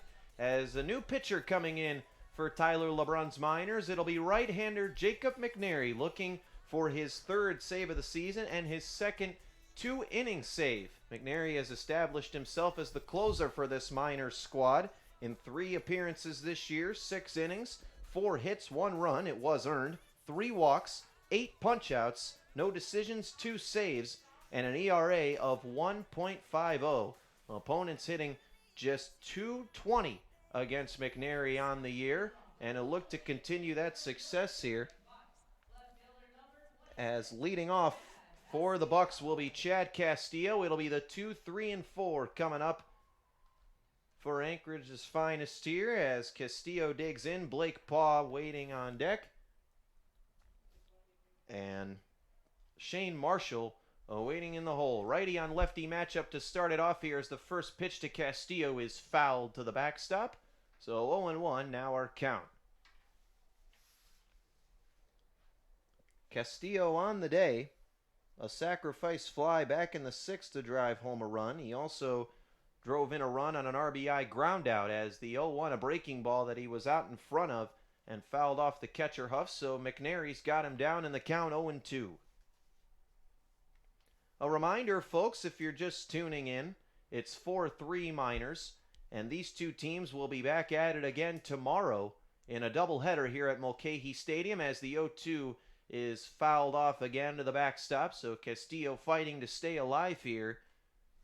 3 straight foul balls here out of the gate as Per usual, McNary, good command of the strike zone. The 0-2 on its way again, and this one's grounded towards the hole at second. A dive by Bristian, but he can't get it as it scoots into right field for a leadoff single. And Castillo is aboard here. The Miners will have to work their way out of trouble for another inning as the Bucs get a base runner to lead off the inning for the third straight inning. That's going to bring up Blake Paw. Paw is 1 for 2 on the day. Flew out to center his first time aboard. He singled in his last at-bat and walked back in the fourth.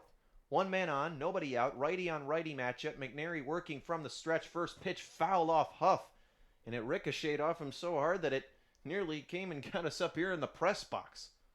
That one was hit hard by Paw. I could tell you, that's why I was never a catcher back in my day of playing, Nick. I cannot imagine how brutal it would be. 0-1 pitch, and McNary will throw over to first to keep Castillo honest. You got to remember, it's still relatively hot out, even at 9 o'clock here in Alaska, as the sun doesn't really hit its peak till about 6 or 7 here in Alaska, as McNary keeping Castillo honest again at first with a throw over. Temperature still in about the mid-60s, and it's always a little hotter here in Alaska. McNary gets his sign. The 0-1 pitch is upstairs, so 1-1 is our count. Regardless, still a beautiful night here for baseball. The wind still blowing at a modest 7 miles an hour out towards left field as the Miners lead it 4-3. And they're looking to close the door on the Bucs here as Paw pops one up out to short right field. Underneath it is Webb running in. Going to be a tough play and makes the catch. And he ran into the infield grass there to make that play. As he had to cover a lot of ground to get to that one, but he puts it away for the first out. Yeah, it looks like he misjudged that one. He called off Josh Bristian at second because he was also a contender to catch that one. But Webb called him off a little early, realizing the ball was a little closer to the infield than he expected. Had to start sprinting and got under it just in time for out number 1. Normally on those bloopers, you want to have the outfielder come in and get it. The infielders may have a tough time backpedaling as the first pitch to Shane Marshall, a fastball that catches the outside corner, called strike one for McNary. McNary leans in, the right arm hanging out, now working from the belt off the left side of the rubber, deals 0-1, and way out in front of a breaking ball is Marshall. Good chase pitch there by McNary as he baited him into swinging and missing that one. So 0-2. Now our count for the Bucs cleanup hitter, who is 0 for 3 on the day. The 0-2 pitch to him is fought off to the right side out of play as he's barely able to catch up to that fastball. So we'll do it again, 0-2. 1 man on, 1 man out, with the Miners clinging to a 1-run lead. 4 runs, 6 hits, no errors for the Miners. 3 runs, 6 hits, no errors for the Bucs. The Miners, coming off their best offensive performance of the season last night that saw them get 12 runs and 11 hits against the Chinooks. As another 0-2 coming, a breaking ball in the dirt, bounces in front of Huff, but he's able to recover and corral it as Paw will have to stay put over there at first. So 1-2 now the count. McNary, a native of Athens, Alabama, a 6'2", 192-pound right-hander, gets his sign. Here comes the 1-2. It's flown out to right field. Webb is going to have to drift over to his left to get to this one, and in foul ground makes the catch. So Webb showing off his range on defense here on these last 2 batters as he makes another catch. This one out about medium deep to right and in foul ground. So 2 down now here in the Bucs half of the 8th. And that's going to bring up the first baseman, Justin Cook. Cook 1 for 3 on the day. He's got one of the Bucs' 6 hits via a single, and in his other 2 plate appearances, he was struck out. Cook with an open stance, digs in, righty on righty matchup, runner goes. The throw down from Huff to get Paw is not in time as Paw slides in. Castillo, slides in with the stolen base. Castillo and Barrera are the 2 main runners for this Bucs team. They combine for 4 of the 5 stolen bases for the Bucs coming into this game and make it now 5 for 7. As McNary digs in and deals, the 0-1 swung on and missed by Cook. He was late on the fastball, and McNary's got him down 0-2. Tying run now at second in scoring position, 4-3 game. Miners in the lead. McNary looking to work his way out of it here in the 8th. Shakes off one sign and now steps off. As he takes a deep breath and leans back in. Looking at his catcher, Cody Huff. Now he's got what he likes. Working from the left side of the rubber. Here comes a 0-2. And it misses away. Tried to get Cook to chase, but the fish weren't biting. They're 1-2. Jacob McNary earned the save against the Chinooks in the Miners' first victory of the year as a 1-2 pitch catches the outside corner, called strike 3, and the side is retired. Bucs leave one stranded at second. We're going into the 9th and final inning here at Mulcahy Stadium. The Miners coming to bat. They lead it 4-3.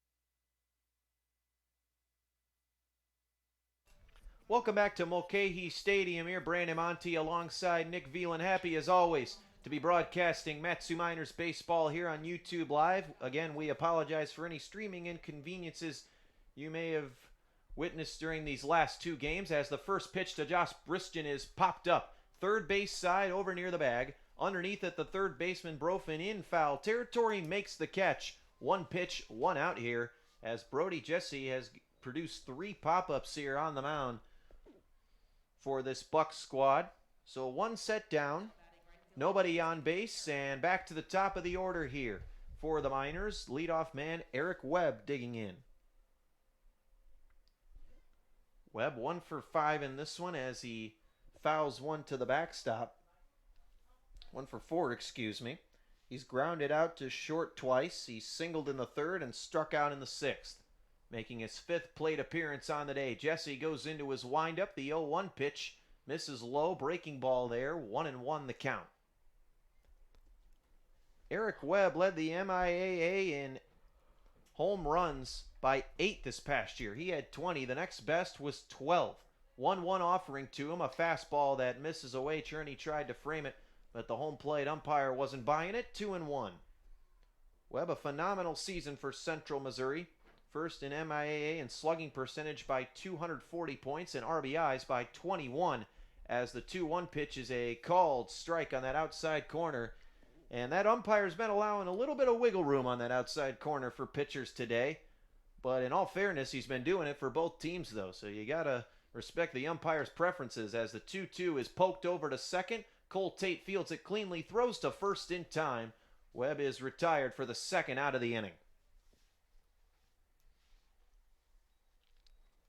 So 2 up, 2 down here for the Miners in their half of the 9th, and Justin Kirby digs back in. Kirby, perhaps the game-changing at-bat of this one. He gave the Miners the lead back in the top of the 7th with a moonshot down the left field line. It was a no-doubter, We'll see if he can duplicate that success here in the ninth. First pitch to him from Brody Jesse is lined to third. Brofin bobbles it a bit but recovers, throws over to first, and he is out.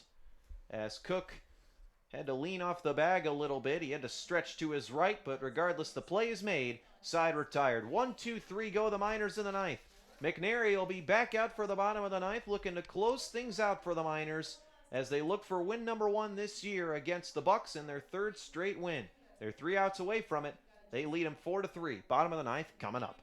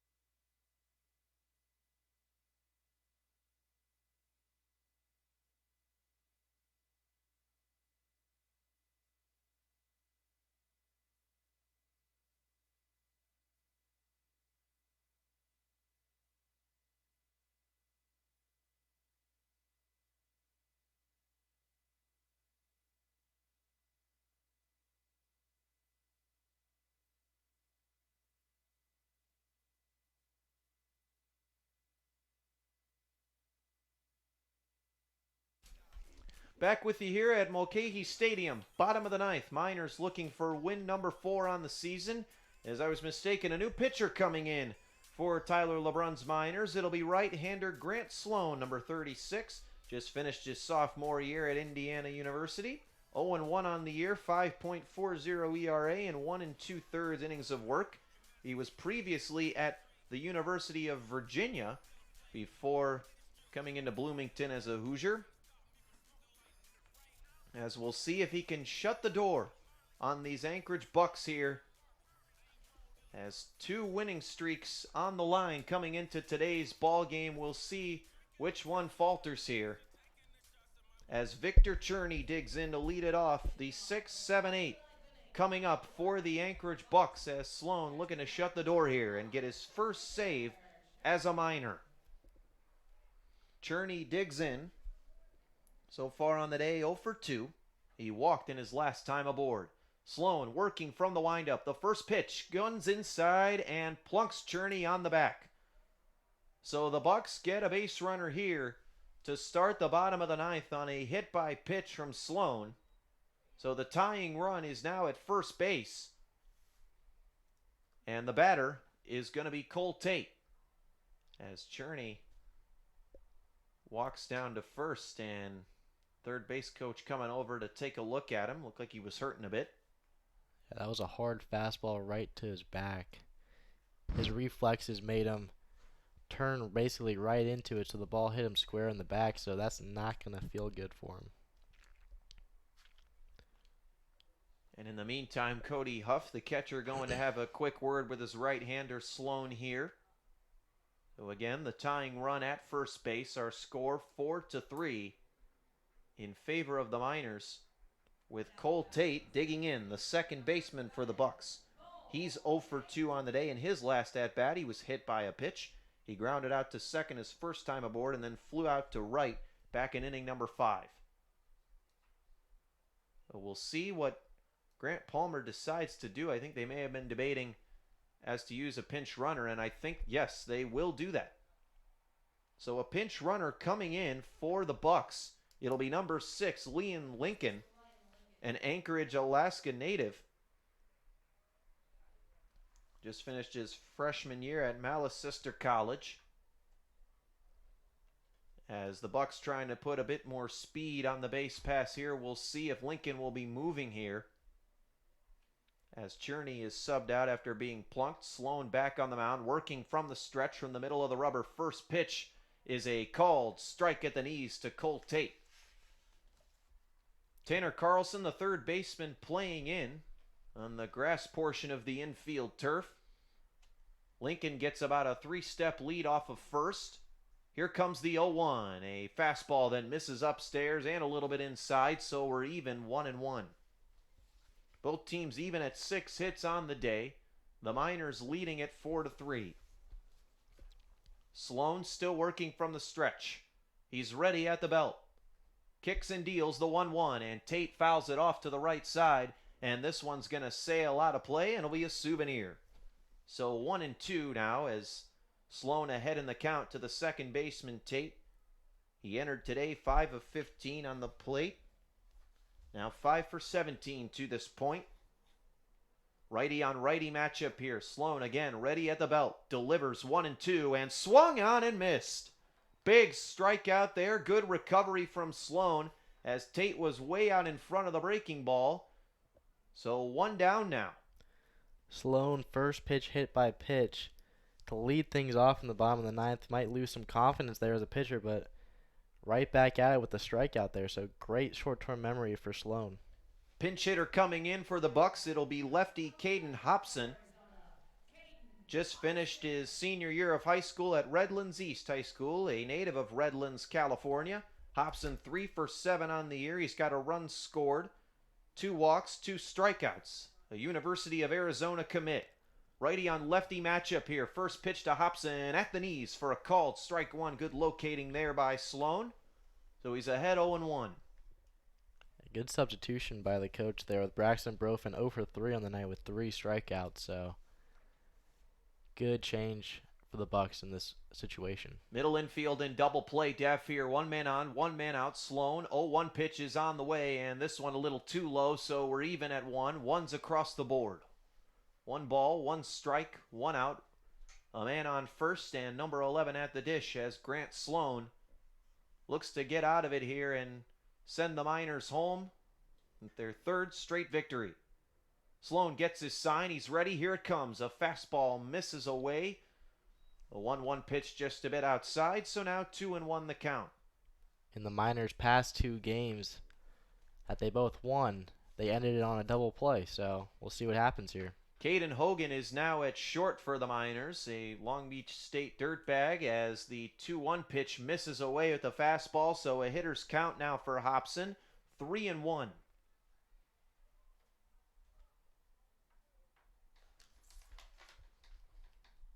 Hobson digs back in from the right batter's box. He's got an open stance. Sloan working now from the left side of the rubber. He's ready. Here comes a 3-1. It's lined back up the middle, and it's going to drop in front of Justin Kirby in center for a base hit. So the first hit of the inning for the Bucs, as they now have the winning run on first and the tying run in scoring position at second with 1 down.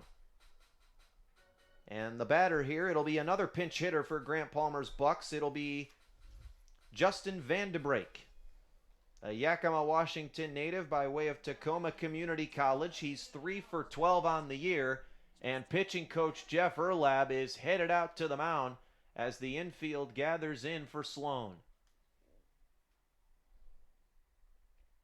So while that's happening, we'll take a quick break here. 4-3, Miners lead it. Bucs have 2 men on and 1 out here in the bottom of the 9th.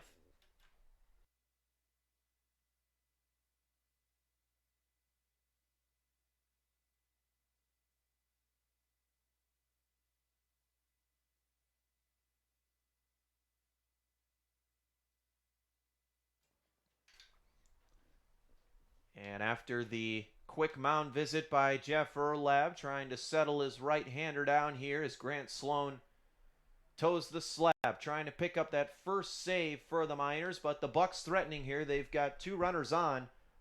The winning run at first and the tying run at second.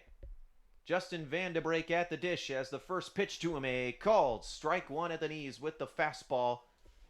So Vandebreek down 0-1 in the count. The runners get their leads here.